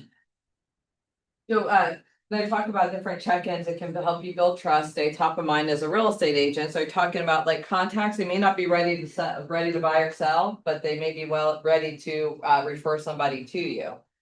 Past clients you want to stay connected with, ask them how they're enjoying their home, offer them market updates, that type of thing. Warm leads or your maybe not now or call me in a few months people, you can add them into a 90-day rotation. So based on what your people are, you could definitely add them something to help, including business partners, which is one that we don't always think about. Referral partners, other agents, mortgage lenders, title reps, attorneys. Anybody that can send business to your clients, you need to make sure you're staying in touch with them as well, right? So that's not a, yeah, there's always something you can do in here. And I really like that, that's really cool. The more I get to know this stuff, the more fun it is. Almost to the end. Woo. Next time I do this, I'm gonna have to make sure I figured that out a little bit more. There we go. All right. So this kind of just walks through the breakdown of, and this is in your book too, so I'm not gonna read it to you. But the neighborhood nurture is one, like I'm surprised that didn't show up as like the top one, because I would think I that would be. know, I can't, it's so odd. It's I the think first one sometimes I think said. maybe this is the ones they want us to use, so they're saying it's the top four, but it could be just my imagination, but. Yeah, neighborhood nurture is a great one, just to give some information. So people know what's going on, so that's kind of fun, and I would say like I said, if you were looking in that neighborhood or helping someone in that neighborhood, doesn't hurt that you get it too. Don't want your client quoting stats to you that you don't know. That's not a good look for you, right? All right. Oh, we kind of already did the activity. It says to add yourself to the breakthrough 120, so, but you guys, do you need to go through and doing it more with spark plans, or you guys good? Think you got an idea? Anybody's like, I wanna do it, just say, I wanna do it, it's okay. I just need to go home and mess with it. You want time to do it where you've got, yeah, I understand that, I'm the same way, I'm like, give me time to play with. I just don't wanna like move on if someone's like, no, I need more. Alright. So yeah, make sure you're always TCPA compliant when you're making phone calls. I don't think I've said that yet, so we're gonna say it at least once in here. All right.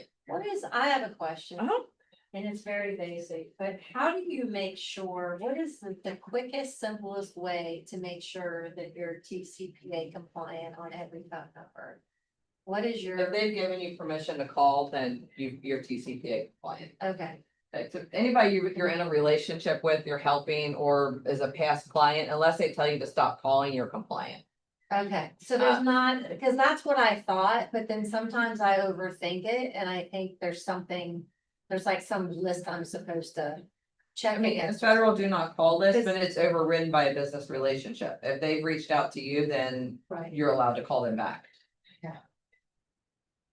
because now I'm learning. through Basic, there's sending- more to it than that, you guys, but that is the basic. If they've reached out to you to establish a relationship, doesn't matter if they're on a do not call list.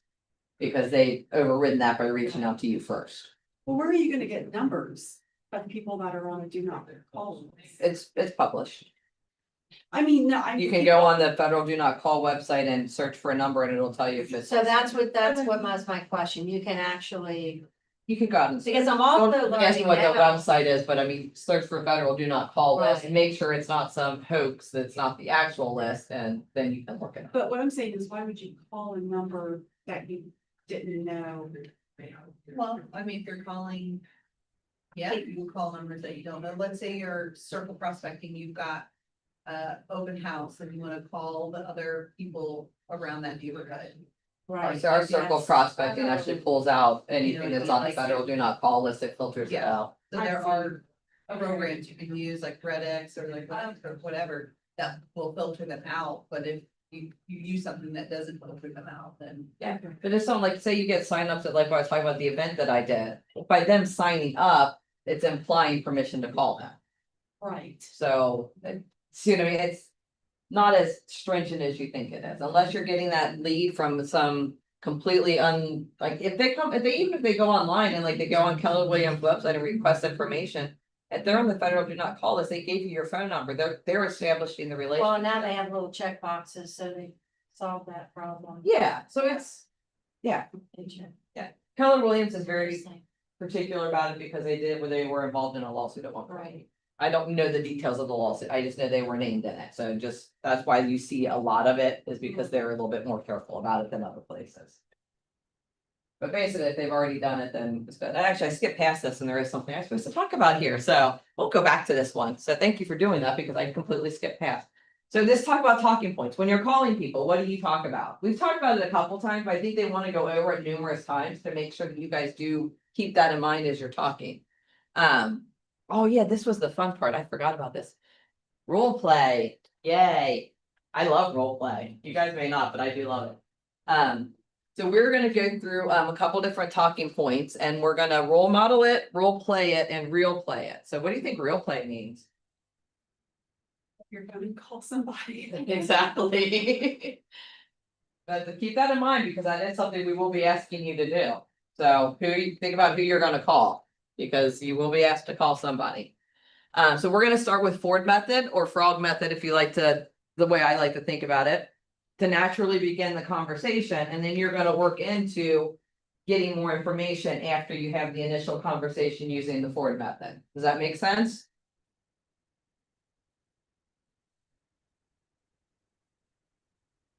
So on this page, on page 57, has the basic dialogue for what we're doing here. So it starts off with exchanging pleasantries using the Ford framework to get into a meaningful conversation. At a logical point in the conversation, mention that you're in real estate and have a great tool you'd like to give them access to. So it's basically, taking it from being just a general conversation to how are we going? I mentioned making a phone call and she I know. leaves. I'm balancing 2 kids home all day, every day from school. It's always fun. And work, they are young.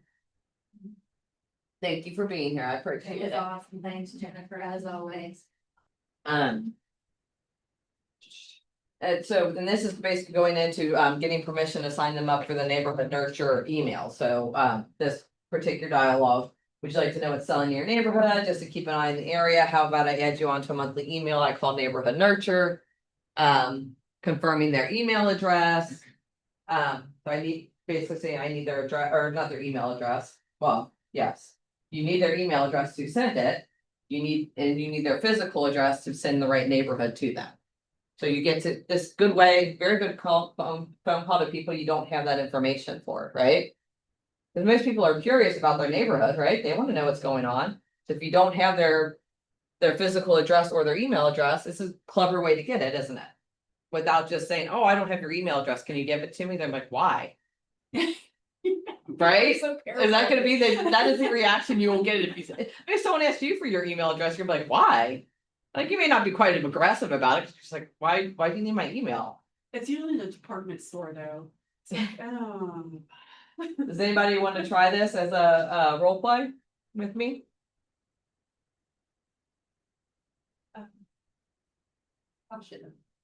Annie's saying Tasha, That's a good role player. So what am I doing? do you want to be the agent or the person answering the phone? I answer. You'll answer? She took the easy one, but that's okay. Like, give me what you got, girl. All right. Hey Tasha, this is Jennifer Baldwin. How are you doing today? Not so good. Oh, I hate to hear that. What's going on? I have bills to pay tomorrow. Oh yeah, that's never fun. I totally get that. I have to do that every month and I hate giving my bills. Yeah. How's the family been? How's your daughter? My daughter is in her last month of nursing school, so she's cracking down. That's very stressful. So I'm sure that's stressing you out as well too. I pray Yeah. every day that she just gets through it. Are you still working at Keller Williams? I am. Awesome. How long have you been there now? Okay. I've only been here since, well, my journey started like 3 years ago. I just passed my exam a couple months ago. Awesome. I am so happy to hear that. I am very happy for you. Thank you. You got any big plans or anything fun that you get to do this summer or traveling, anything like that? I just came from Turks and Caicos a couple weekends ago. Wow. Yeah, so that was nice. Yeah, what's your next trip? Something small, something local, a cabin or something with the family. Yeah, I love low key travel like that. That's awesome. So what are your plans for the future? Are you guys gonna make a move anytime soon? Or you just what are you gonna do next? I am contemplating selling in North College Hill. My house is in North College Hill. Awesome. And kind of getting out of there. My son doesn't do too good in there. Okay, I understand that. And moving for kids is always very good reason that we make a move. Yeah. Do you wanna get an idea of what's going on in your neighborhood? I could set you up on an email I call Neighborhood Nurture. It could give you an idea of what's going on, what's selling, so you can kind of pick that best time to maybe make that move if you wanna do it. Sure, that sounds nice. Awesome. Can you confirm what your email address is so I can be sure I've got the right email for you? Tasha.mills@kw.com. Awesome. And what is your physical address? 'Cause what I have isn't in North College Hill. It is 1476 Moran Lane. Awesome. I'm gonna get that set up for you. And if you need any help in the future, feel free to reach out. I'd love to talk to you again. Okay, thank you so much for calling. Have a great day. You too. Look, I can still be nervous calling people like they not in your face, right? You just be like, is my voice shaking? Like, am I too high pitched? Like, it's just. One of the biggest hints I can give when you're making a call before you do it, really cheesy grin on your face.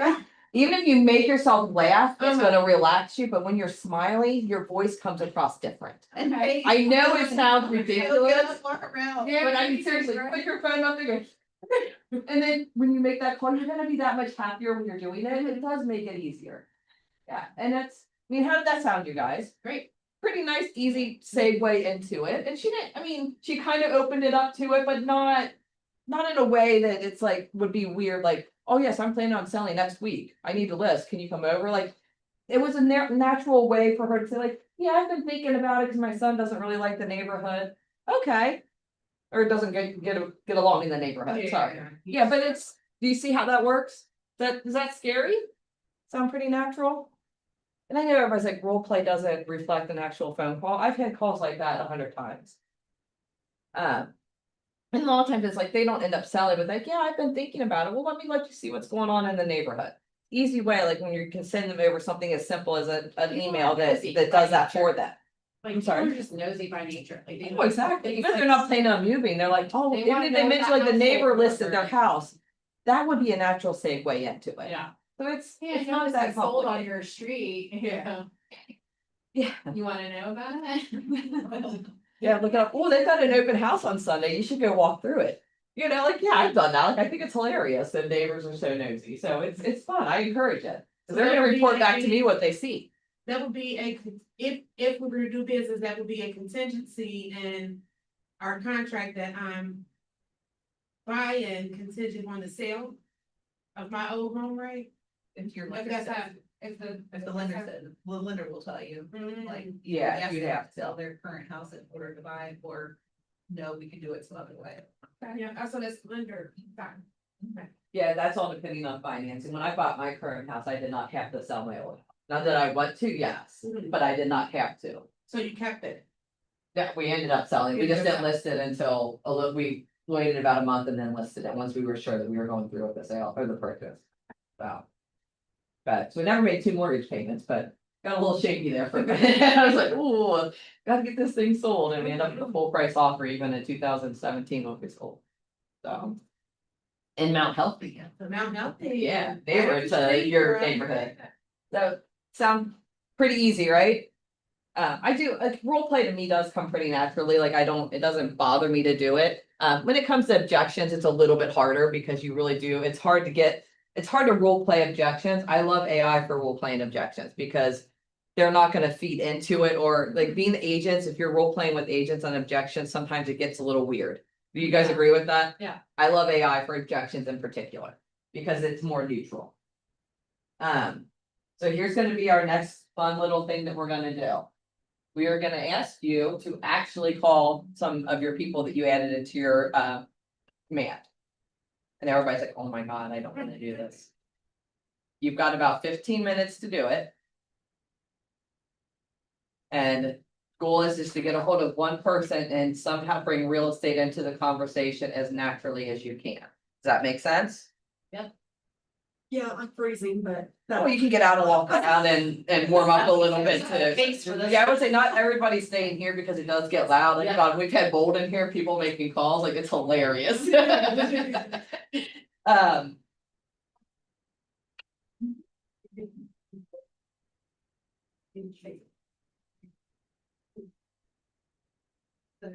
So have fun, let me know who you get in touch with. Like I never did.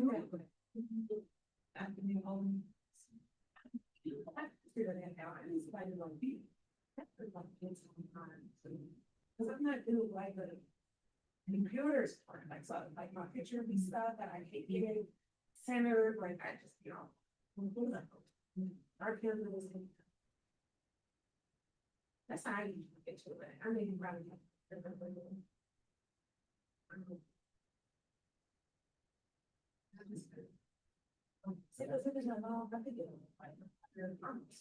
That's what it's like, like all of this, and it just takes me. So.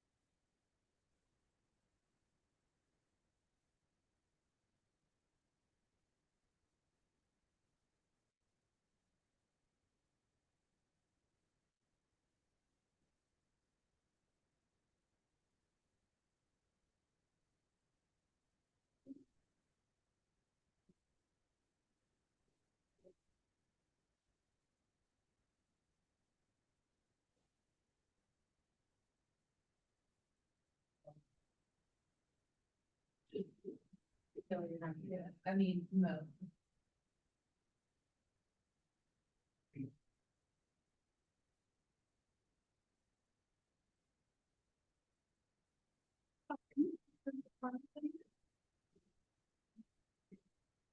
Yes.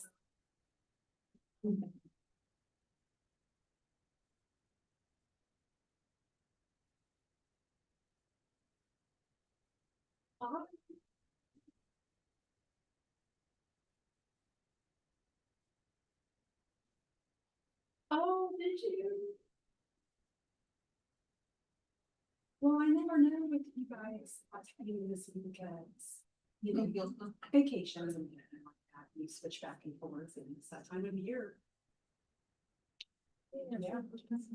Well, I just, I didn't see something that I've been, this lady that one of the, that's database, what I'm using.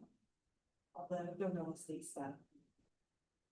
We started with that and I was and filling some information. I need to send you something because I know that you love real estate and stuff, and I wanted to send you something to your email. And I don't know, obviously, I don't want to send it to you, but even my friends out, send it to the person who's the. There you go.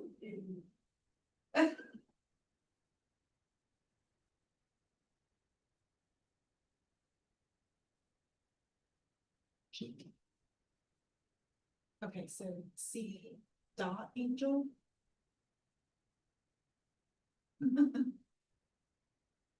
Oh. Okay. I'm gonna send you some angel, I think it's really easy to get some of the neighborhood nurture. And you'll get that, and it's for your neighborhood, your area. And they will show you like these are up for sale in. Yeah. Maybe it's not that's the call, it was teasing, it's serious, I'll give you a call back.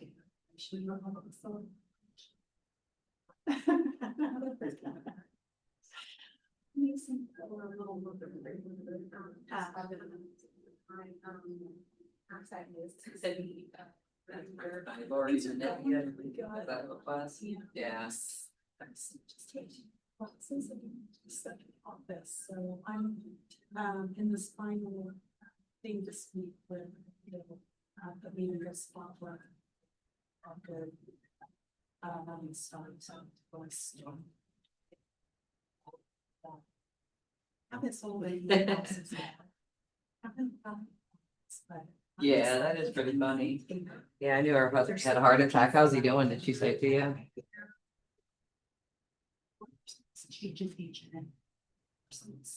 Get started. Would you be interested in selling rights? It was for some. And then there's someone else. Yeah. Yeah, I need that. Oh, but I knew there was a. Stuff like that. We'll just give you basically all the information. Definitely, yeah. Your account to me. That's the one.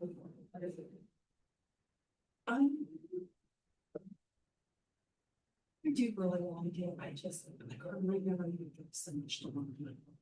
And that could be an online class, you just go, then where you have these, I do your patient, and you wish you're still steer, I should be very, and see. Sister, you know, Facebook, so you know, smart, you see important, they were sitting at work, so you know, Facebook, and I know, I think we're contacts and Facebook, and I do. And I just. The passes are determined right now. I'm trying to get texting. They're kind of jealous because you know, it's been destination. Me too. My kids, so there's no jealousy. Yeah, it's just kind of weird stuff. You know how I am.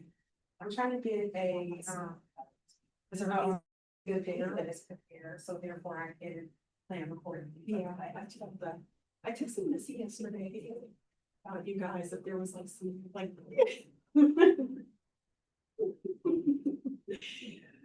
It was just funny because I would ask someone, you know, I told them. So you need to sign for all you guys and so.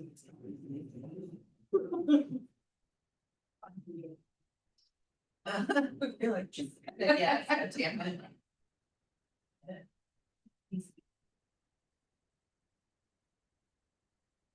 You know, you log in to license MLS, it's probably like 2 months. I'm there. I feel like it's 6 numbers, like mine's 2.6. Breaking out, so I need to figure out what kind of number is it. Yeah, it's like when you go this number, so you go to the Cynthia your month. This weird automatically watch her. She said she was looking and she has somebody in mind, but, Oh. yeah.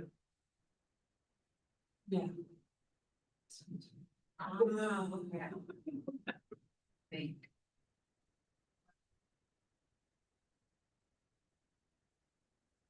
Oh, who knows what it is now? Sometimes I feel like I'm sure worth too, because you guys are my people. You know what I mean? Like I have never like withheld anything. So, sometimes I can just like not say some things, but I don't know. So who knows what it was? I didn't know that she was looking for someone. But think about it. But you know what it is. That's more than 6, That's a lot of them. Where you? Have you changed yours to six? No, I think it was, I think this is my, like realtor idea. yeah, that's true. It's like your whole month. Oh, see, now I must have missed something you said. Oh, yeah, I do not do that. You figured it out. Yeah, yeah, when I used to go. It's like the refund, it's like, yeah, like, there is there. No, I mean, you don't have to. no, that's Have it linked to that unless it would just make it like, so you don't have to like download the photos. Oh, okay, I see. I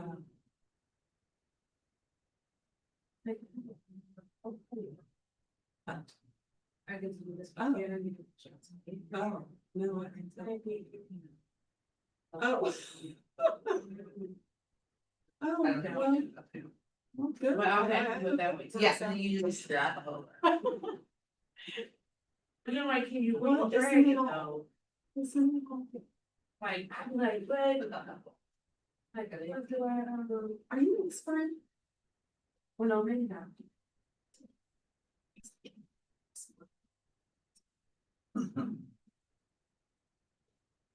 Oh, We'll go by now. Well, ready? Oh, okay. So like if you take this photo, you just hold on to it, you hold drag it where the house is. What is the check box? That's to. There you go. Now see, this is the part, I was like, what's See, it look. look? Look.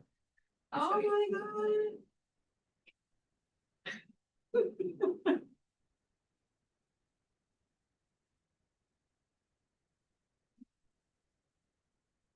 Oh, yeah. Right. That just. Come on, zones me Doc. out. Don't like me, I can't hear you. I just give up and just close it, my kitchen. Yeah, then I end up using ChatGPT, which I have feeling about that so much, I'm sick of it. Oh. Got an extra different questions like, don't change. Oh, gosh, it's Why do you have to make me have to? I know, doesn't it? I just really feel like I should just remove this fine. I feel like I shouldn't have given, I feel like I should have read. And I know. So let's say this is right there. You don't need this. Well, God, something to do. Like, See what I mean? Because it knows that this is a photo, you're just trying to replace the photo, you just drag it. Okay. And it automatically does it, where like, if I just click on your photo, then it's just putting your photo Wherever, onto the document. so it's better to click where you want it first, It's better, yeah, than the actual, wherever you want it, and then you just drag it over. even in the smaller section. Yeah. And T. People say that. That's all. Yeah, that makes it easy, especially with these templates, because, you know, it's already set up all nice and pretty. Yeah.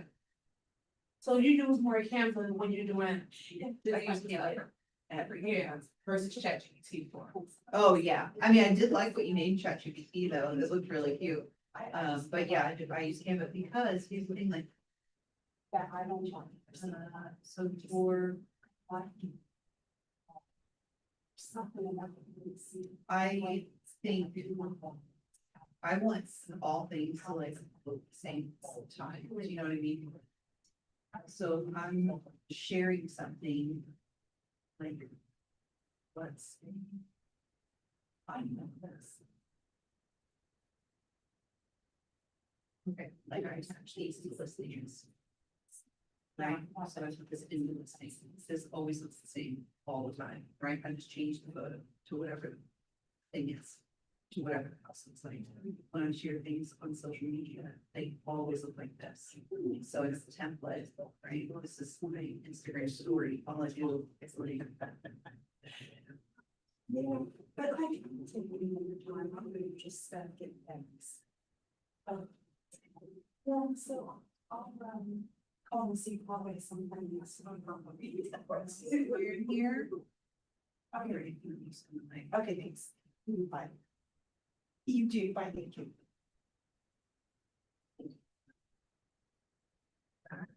everything. So that employee shares always looks the same. I feel like all marketing should be that way. You know what I'm So saying? then where you ain't all over the place with a bunch of different things. Right, because like when I launch a listing, I have like a checklist for it, right? And so I know I need to make this frame story and see where there's like a square, right? And there's like the right Facebook size, there's all different sizes, like.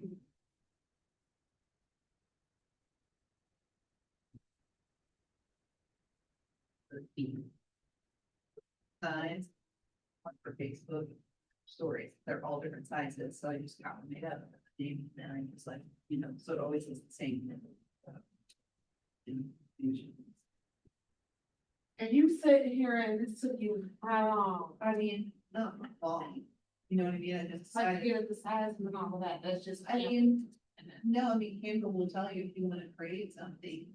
It asks you, what do you wanna create, so if you wanted to create, something in Instagram is gonna tell you, Yeah. Great, cause I need that. I do too. Every size. And then it gives you all these beautiful templates of like. I'm trying to get my And then tablet set up with all of this stuff so I can put it on my treadmill, so I can stop sitting down. Yes. I mean, I like. I'm gaining weight. It reads each over and over, again. I guess it can somehow, like. Gaining weight. All right, how'd it go, you guys? Anybody get a hold of somebody? I get a hold of somebody and I'll try to. Yeah, one person. Yeah, and that actually, I mean, for 15 minutes, one person is not bad. I mean, that's really not bad at all. They started to tell me all this information. I'm like, it was kind of personal stuff, like just from Yeah, life. yeah, sometimes it's nice to, like, I don't want to be that personal right now. She was whispering, she didn't let her people around her. I'm like, I can't hear you whisper. I can't hear you at all. I got somebody to agree to come to a first time home buyer makeshift, you know, in the making, a first time home buyer course. And trying to convince him to buy before September, because I'm like, you must have some fears and you come in, you know, I can help you get some of those fears down and possibly we can start looking before September. Yeah. Yeah, he's just a scaredy cat. He's my boyfriend. But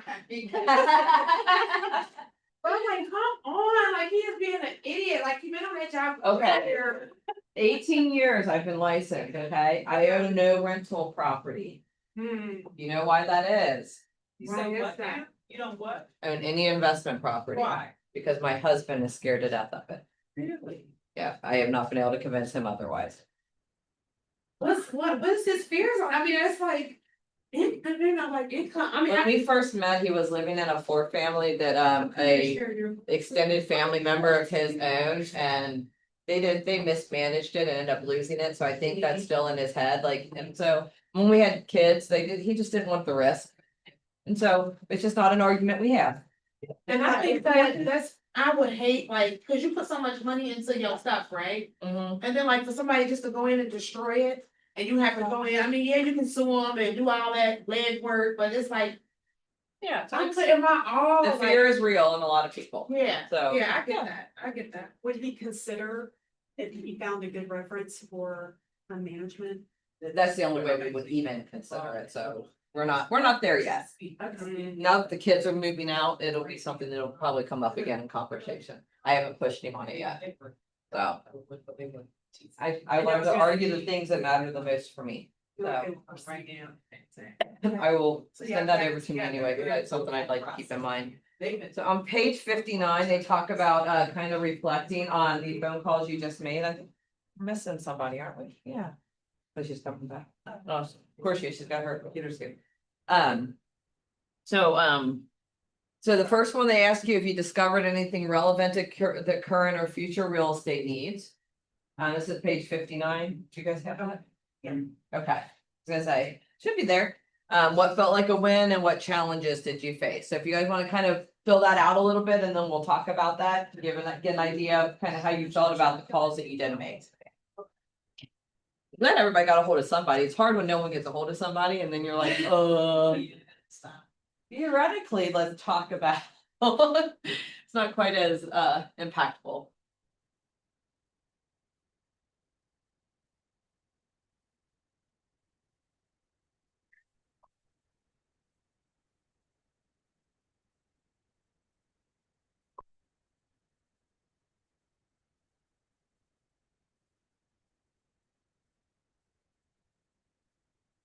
I haven't made sure you filled out like everything on here, but I think this one's important, is to kind of reflect on that first call, and because it only gets better.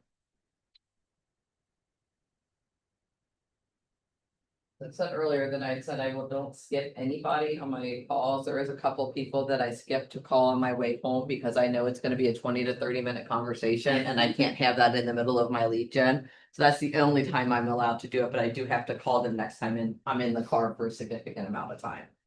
Some people it is hard, and you guys know that, you know, they'll be on the phone forever.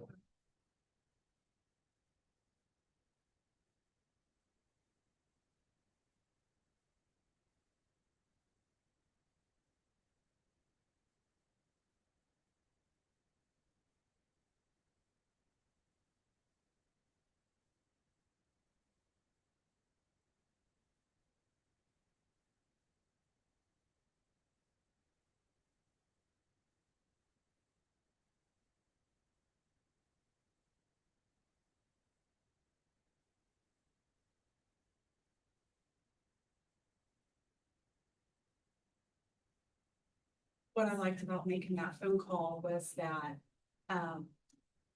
it was a lady that I used to work with. She sits right next to another lady. Yesterday, I contacted the other lady through text because I knew she was working. She didn't respond. She didn't respond in the evening either. Huh. And she didn't respond to my last text that I sent her either. So I was like starting to feel like, what's the deal? Yeah, And then when I called today, the other lady. The other one was sitting next to me, and she was like, oh, how's she doing? So she was some like, people don't respond to Yeah. text, so that tells you, I would put a note in there, Yeah. don't text this person, call me, even if it is during the workday, they can choose whether or not to answer. yeah, So, might be a good way to think about it. yeah. Because I called Ramona, I called her, because I didn't think she was working. She was like, she was all super. But Why'd you answer your phone? what time do you get off? You know, I'll call you back. She was good because I'm also doing this thing in a Bible study where we do outreach. It's just like all of this. I know why I'm getting roped into all of this stuff, but not roped in, but. Yeah. I mean, it's just. It can be a lot some days, I get that. For me, because for me, doing this in my last job, it was just reaching out to the people that I work with. It's not as dreadful to me. Yeah. I have to call people in other departments and it's work out and things, and I just hated it. And it was like, oh, yes, I loved it. Yeah. But this is different because these are different people. Get used to it all over again. You will, Yeah. it's repetitions to make a difference, I do promise that the more you do it, cause I mean, I can guarantee you when we used to do role play, and they called it scripting back in the day, when I first started. Back in 2008, and I sucked at it back then, it was not fun for me. But because I've done it hundreds of times, it's easy for me to go through that. And I still, every once in a while, I get thrown off a little bit on a phone call, like just, and it's usually because I'm not focused and I look at something else and I'm like, oh, what the heck was I just doing, like totally blank. Yeah, that happens a bit. But how did your phone call go? How did you feel about it? It was quick because she was working, but Yeah, a lot of times it's gonna be during the day. yes, but I mean, she said that, she would reach out to people, because right now, they just purchased probably, I think she said 8 years ago.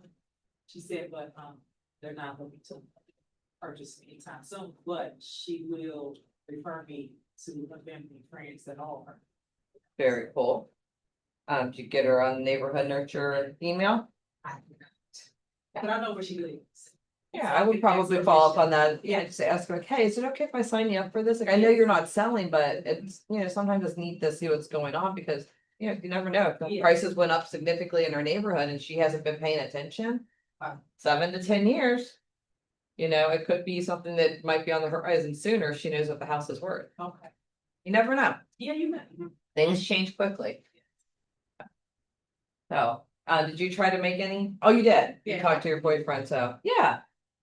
I know it's interesting sometimes when it's like those close relationships aren't always the easiest people to talk That's to. right, that's why I was just telling her, like, I would prefer, if you give me a list of people I do not versus the ones that I do. Yeah, Because it's like, you call people that it's like, girl, I ain't talked to you in a year, but you know what you want. You know what I mean? sidetracked by like 2 of those conversations. Like, and honestly, I would fess up, like, you know what, I know we haven't talked in a while and it's my fault, but because I'm in this business, they encourage us to make calls, so I just wanna call you and actually have a conversation. Okay, cool. Turn it in, yeah, because that is true. Like I said earlier, my family knows they're getting calls more regularly from me because I'm being prompted to do it. Okay, They're okay with that, they're still getting the phone call. yes, My dad not as okay with it, but most of my family members are like, at least you're calling. exactly. Go have lunch with my aunts. Like I love going to lunch with my aunts. I have more fun with them than I do with my siblings. So my siblings are very judgmental. They accuse me of being judgmental. They're judgmental. Oh. There's me being judgmental, calling them that, right? Yeah. But whatever. I always say like best up. Like people are like, I use like a checklist when I'm qualifying a seller. So when I'm doing that, I tell them, hey, I'm going through a list of questions. Because it's gonna sound like a list of questions, because it is a list of questions. This is how I'm gonna make sure that I'm completely prepared for our appointment. Tell them when you're doing something that might come across as unusual or weird. Because then it makes it not weird, right? Exactly. Or it makes it weirder, but you know, that's all right, it happens. I got two. Woohoo! Right. Alright. I know, I love the enthusiasm, it's like, well, What, in my defense, they are both very active at the moment, and I was like, I knew they'd go for it. So, but There you they go, did though. say yes, and they were like, oh yeah, absolutely, and one's like, if she finds a perfect ranch over on the east side, she will sell her house in Norwoods, like, oh, let's go, Right. let's go. 80%, Yeah. perfect, not 100%. No, I will take it. 80%. Awesome, so yeah, great success, and I did encourage them to fill out that page, but now we're at the point to move on, so. But it is good to kind of reflect on the calls you just had, what was good, what went well, that type of thing, because you're. Self-reflection is very good when you're doing this, cause like, okay, I could have done better, I could have had a better answer, next time I will have a better answer. So it's always good to reflect a little bit, the end of your lead gen time, I would say, go back like. And do something like that, good things, bad things. Things to improve on, just real quick, don't overthink it. Bad thing was only one person answered the phone, the good thing was that one call is a possible appointment in 6 months. What do I do different? Find a better list of people to call. Being a little sarcastic there, but you know, I mean, there's certain people that are gonna be more responsive than others. Does that make sense, you guys? Awesome. And this part I actually thought was really cool, because I am like such a nerd when it comes to holidays, like I think it's so fun, all these silly holidays we have. So one of the other smart plans you can download is a holiday one. Not paid holidays, look out. Yeah, no main holiday, forget those are overdone, nobody needs those. So Breakthrough has a holiday plan, which are fun holidays rather than serious holidays, cause Okay. I mean, how many things did you get on Memorial Day? Right. How many things do you get, are you gonna get on 4th of July? And I'm not saying don't send those, but let's send some fun ones too. So they say the ideal is kind of like 2 a year. And pick them about 6 months apart. So I would pick whatever one kind of strikes you as the funniest one first, and then pick one then the 6 months after that. Or 6 months before it, however you want to look at it. So for example, I thought February 20th is Love Your Pet Day. I have a crap ton of pets, 2 horses, 3 dogs, a snake, a lizard, and fish. So that's a lot of pets. So I love my pets. I'm gonna have to figure out how to like morph a picture together of all of them. How old Check one? like what day is today, I think there's like a couple sites that tell you. Oh yeah, there's all kinds of cool ones like this, but these are the ones that are actually on the smart plan already. So I would stick to these to start with, and so it makes it a little easier. You're stuck, like I've Googled that before, like. Yeah. What, is there a special day, and it's like popcorn day or something, I'm like, oh, quite cool, she's thinking Yeah. about that. Yeah, cause it's fun, because Yeah. it's not your normal day. And then August, they have, August 16th is Tell a Joke Day. So yeah, mom jokes are coming out. Yeah, we're gonna have some fun. Forget the dad jokes, those are overdone. The mom jokes are much better. So lots of fun there. So I picked 2, you pick it, and what it's gonna do is it's only gonna, it's gonna run twice a year for the 2 different holidays. It's gonna set up an email campaign to your database, but it's also going to prompt you to post twice on social media. So it's gonna give you some different things to do. So you know what, maybe you get ambitious and you do it every month. Have a little bit of fun, but starting off with 2 at least gives you something a little bit different going out to your database, right? And February is not a busy year or busy time of year for most people, and August is kind of like that dead time where there's no real holidays in August. So that's kind of why I picked those 2. So. And everybody's gonna expect in February to get a Valentine's Day one, but I'm like, nope, no Valentine's Day, you're gonna get Love Your Pet Day instead. Yeah. That's celebrated 6 days after Valentine's Day. So, makes sense? So I would look into that one too as another one to, and that's when I probably just put your whole database in. Doesn't matter if they're vendors or if they're whatever, why does it matter? Right? If they don't like it, they can unsubscribe. No, I think that's a fun one. Does anybody want to go in and do that? Download the holiday one and go ahead and get it set up? Got about 5 minutes to do it. You guys want to try it? You remember how to go in and? All right, the last time I gotta go through here. So under. Smart plans here on the left side. Go to library. Oh, cool, it came back up. Breakthrough 120 is what I searched for. So here's the holiday smart plans. I'm gonna add this smart plan, download it. And I'm gonna go back to my database. Am I Oh, going wait a too minute, quick? did the holiday smart plan? Yeah, Okay. the breakthrough 120 holiday plan. What is the view steps again? Do you, I mean, View steps shows you what's gonna happen. okay, can we just do add some? Yeah. I'm saying search breakthrough. Breakthrough as one word and 120 as a separate. And that's gonna pull up the list of the breakthrough 120 smart plans.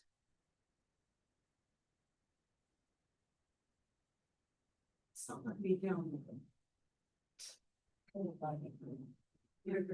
You maybe, or did you click it twice maybe and it's already downloaded? Oh, now said such.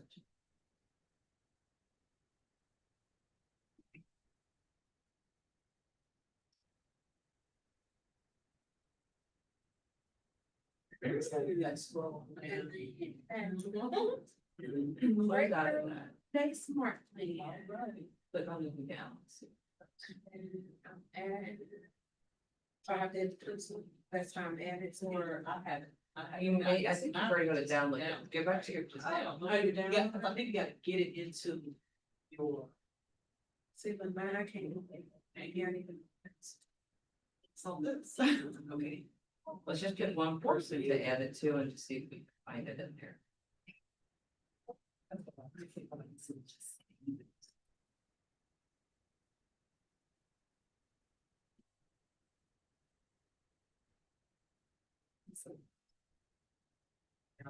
Do I need to go in? You can. Then go to smart plans. Smart plan, they must be in the unique.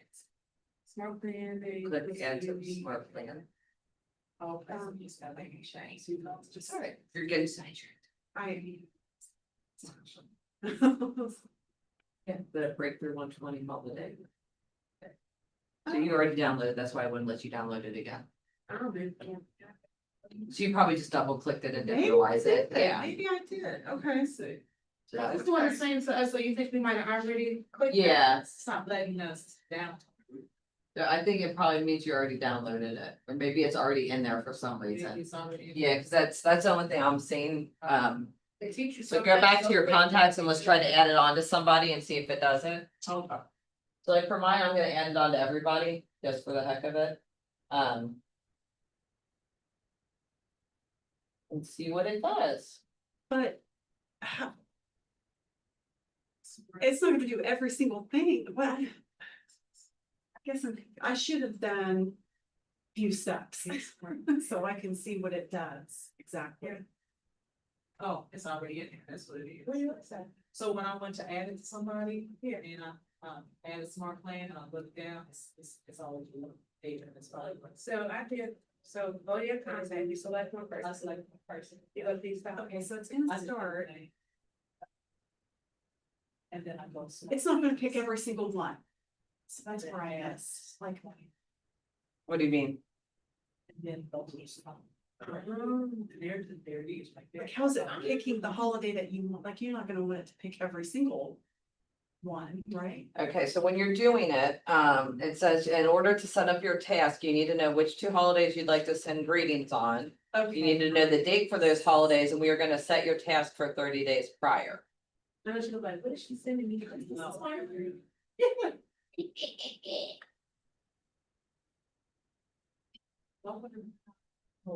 It's set up already, like, I mean, days in. So if you did love your pet day on February 20th, Once a month. you would do the 3 days. Like, all their dates, things like they set us up.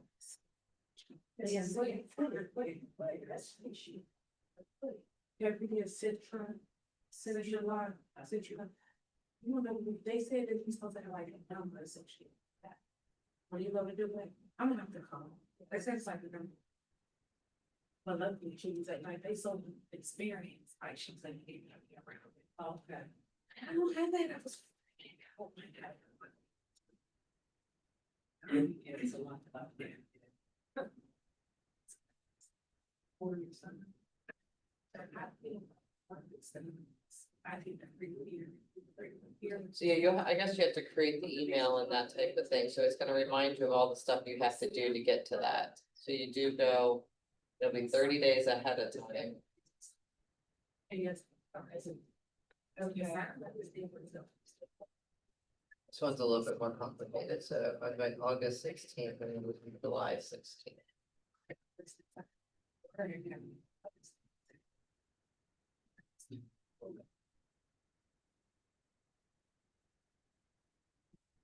All right, so if I go back into my task, So I don't know, I'm really. Check with me. Then the, Prince Johnson show. It's like you should send her before you actually Yeah. buy and purchase things Right. on the side every time. If she approved my little basic. And I made sure I did exactly like how much she approved, okay, gotcha. Okay, so I need to get into that habit because I had two things. Marketing price and it's okay, actually. Cause I can be like, something, but you're like, so I just didn't have to send it advance to the first.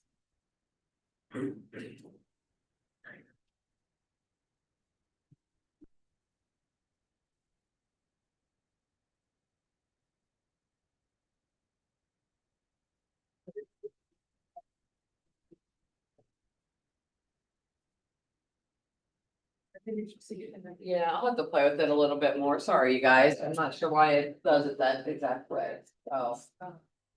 We will figure it out eventually, but. You guys got the basic idea of like, Yeah. the idea that it's gonna be in there. Yeah, I just gotta, I did not realize it was that complicated, so we'll figure it out. Alright.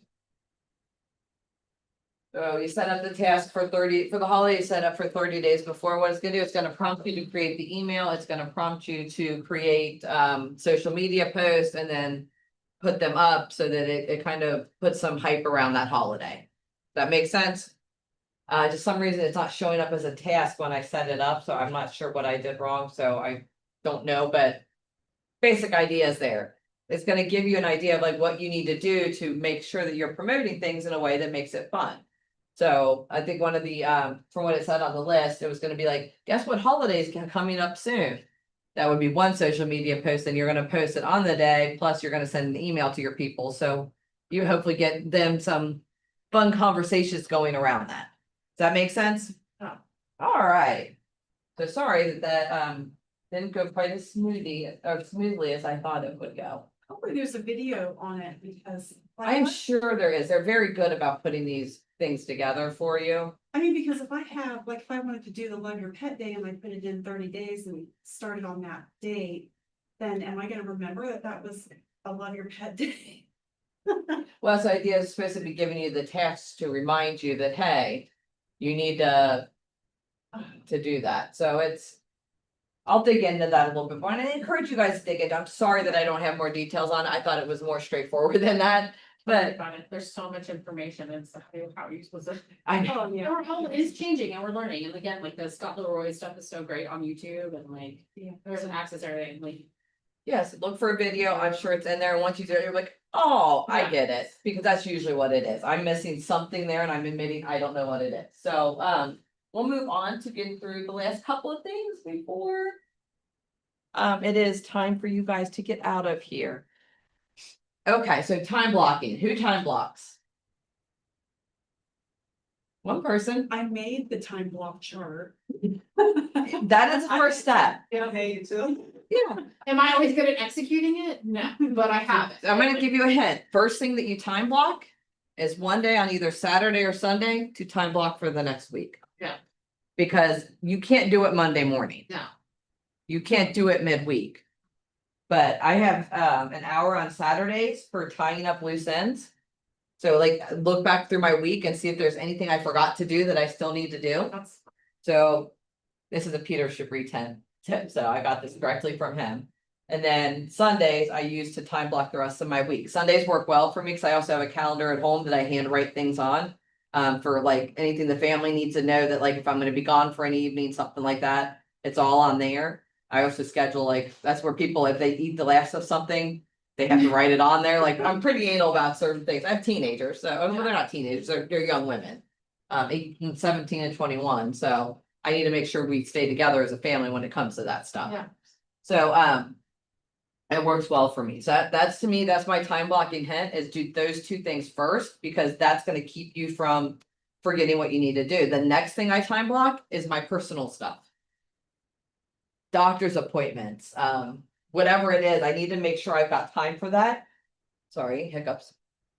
So that I don't forget to put my personal stuff in, because I don't live to work, I work to live. I want to have a life outside of what I do here. So I need to make sure that that's on there. And the next I put in is immovable times. So meetings that are already scheduled, classes like this that I'm teaching, things that I know I can't move around, that I have to time block everything else around. So that's my general time blocking hints on how I handle it. It works well for me that way. Smart. Does it make sense to you guys? Yeah. Because time blocking is crazy, but one thing I always want you to remember is number one thing in time blocking is nothing gets deleted. If you have to move something because you can't lead gen that day, you need to figure out where else you're fitting that in, even if it is in a Saturday afternoon. Does that make sense? Yes.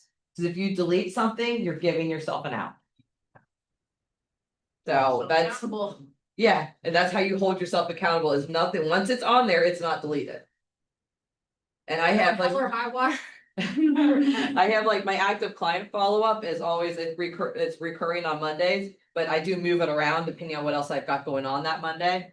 So it's never deleted. Everything else I fill in because but I have, my minimum is 8 hours of lead gen every week. I actually like to call it lead conversion, because I already have the people's information. I'm not generating that new lead. I'm hopefully converting them to an appointment. So that's 8 hours minimum per week I have to lead gen. Does that make sense? Yeah. But a lot of times for me, it's moved around and then I name it different things. There's always sphere, there's always hot, there's always warm, and there's always cold. Just depends on when I want to do that. That makes sense? Not too hard. I think the more simple you keep it, the easier it's gonna be. They said fortune is in the follow-up. I can't remember if that's a law or what it is, but following up with people is the most important thing. So if you don't set up the time to do it, you're not gonna do it. Is that true? If you're packing up, please remember to leave a review. I'd really appreciate it. Thank you. So any questions about that? And make sure when you're time blocking, another little hint, things do not go back to back. 15-minute gap, half-hour gap, and always time block your travel time too. So, yeah, when you do back to back, you never will think about it. Yeah, I love this. I mean, MREA podcast, the One Thing podcast. Actually, the one thing I have not done yet. They give you kind of just an example here, and I think it's a general example, but it works. So they call this the MREA energy plan. So usually they want to do, number one thing you want to do in the morning is lead gen. Role play, lead gen, and then your lead follow-up. If you can get that done in the morning, you're less likely to not get it, or less likely to forget to do it for the day. So. Man, I have a problem with calling people early in the morning. It doesn't have to be early, it could start at 10 o'clock. You do role play before, start calling at 10, call for a couple hours. We're all adults, we don't sleep until noon anymore. And if they do, they deserve to get We woken just, up. from the court system, I couldn't call anybody. Noon. Yeah, Waking up. yeah. I get that, it can definitely be hard. All right, so kind of in closing, just want to kind of go over, we went through a lot of stuff today. I hope you guys learned a little bit more about command and how to use it and where it's applicable to you. And some ideas on how to follow up with people to make it not as scary for you. So we're just gonna ask you, keep continuing to follow up with people, keep adding your tags in command. If you're the ones with established databases already, keep going through those and figuring out how to make it more efficient. Reach out to people that know, like, and trust you until you have at least 10 real estate conversations every day. If you want to use this to be effective, this is what it needs to be. So a couple of you already have at least one out of the way, right? So who else are you going to talk to today about real estate? Be real brave, go down to Kenwood Town Center and just walk up to random people. If you find my people outside Nordstrom again, I had 3 girls and I still have conversations with them. So it's fun. You went up to random people. Yeah, we decided to do a bold 100 in person. It didn't get 100 people, but it was fun. We're probably coloring your world. They asked me to do something, there's very few things I say no to. Would I ever do that again? Probably not. I think it was a waste of time, but it was fun. That's what my little group is to do, is flea markets. Yeah. Reach out to. That, I don't know, people that shop with it may not come stay. So, and final, just Beatty, make sure you guys are ready to report progress. I think you've got Annie tomorrow, is that right? Thursday. Thursday. Oh, you got Patrick tomorrow. Jennifer. Yes. But your name's not on the list. You scroll all the way down to the bottom and it'll say instructor name not in list. Okay. And then you can type my name in underneath. Oh. Until I'm fully in there, I'm not in there, so. You have done so many already, that you should be ready. I almost am. I have to have 75 reviews. I have to teach, at least 2 Ignite classes or breakthrough classes, now that they do breakthrough, Jennifer, what's your last? Baldwin. Oh, Yes. Yep. I saw your kids. Yeah. We need to pay attention. And, what else? I have to teach at 3 different places, 3 different market centers. So I'm doing my final one up in, Milwaukee when I'm up in vacation there the end of July. And then I have to pass train the trainer, which I'm taking the first week of August up in Michigan. Oh, I always love You know what? training. Like the 6 hours. This one's brutal. I bet it is. Yeah, You know I, what? I did not pass it the first time, which I actually think was like ridiculous. The reasons they gave me, I thought were a little ridiculous, so, A little too harsh. yeah, but it's okay. I mean, I had to think do it's- similar stuff when I ran the restaurant, like you would like keep going up per level for that. Yeah, they do train the presenter first, so So then you can do these classes and then train the trainers. Get but like great trainers and like that and all that stuff. Sometimes. It's like one day of training and then you, everybody has to, before they go there, have to put together 20 minutes of presentation and present it in front of your classmates and then they evaluate you. Yeah.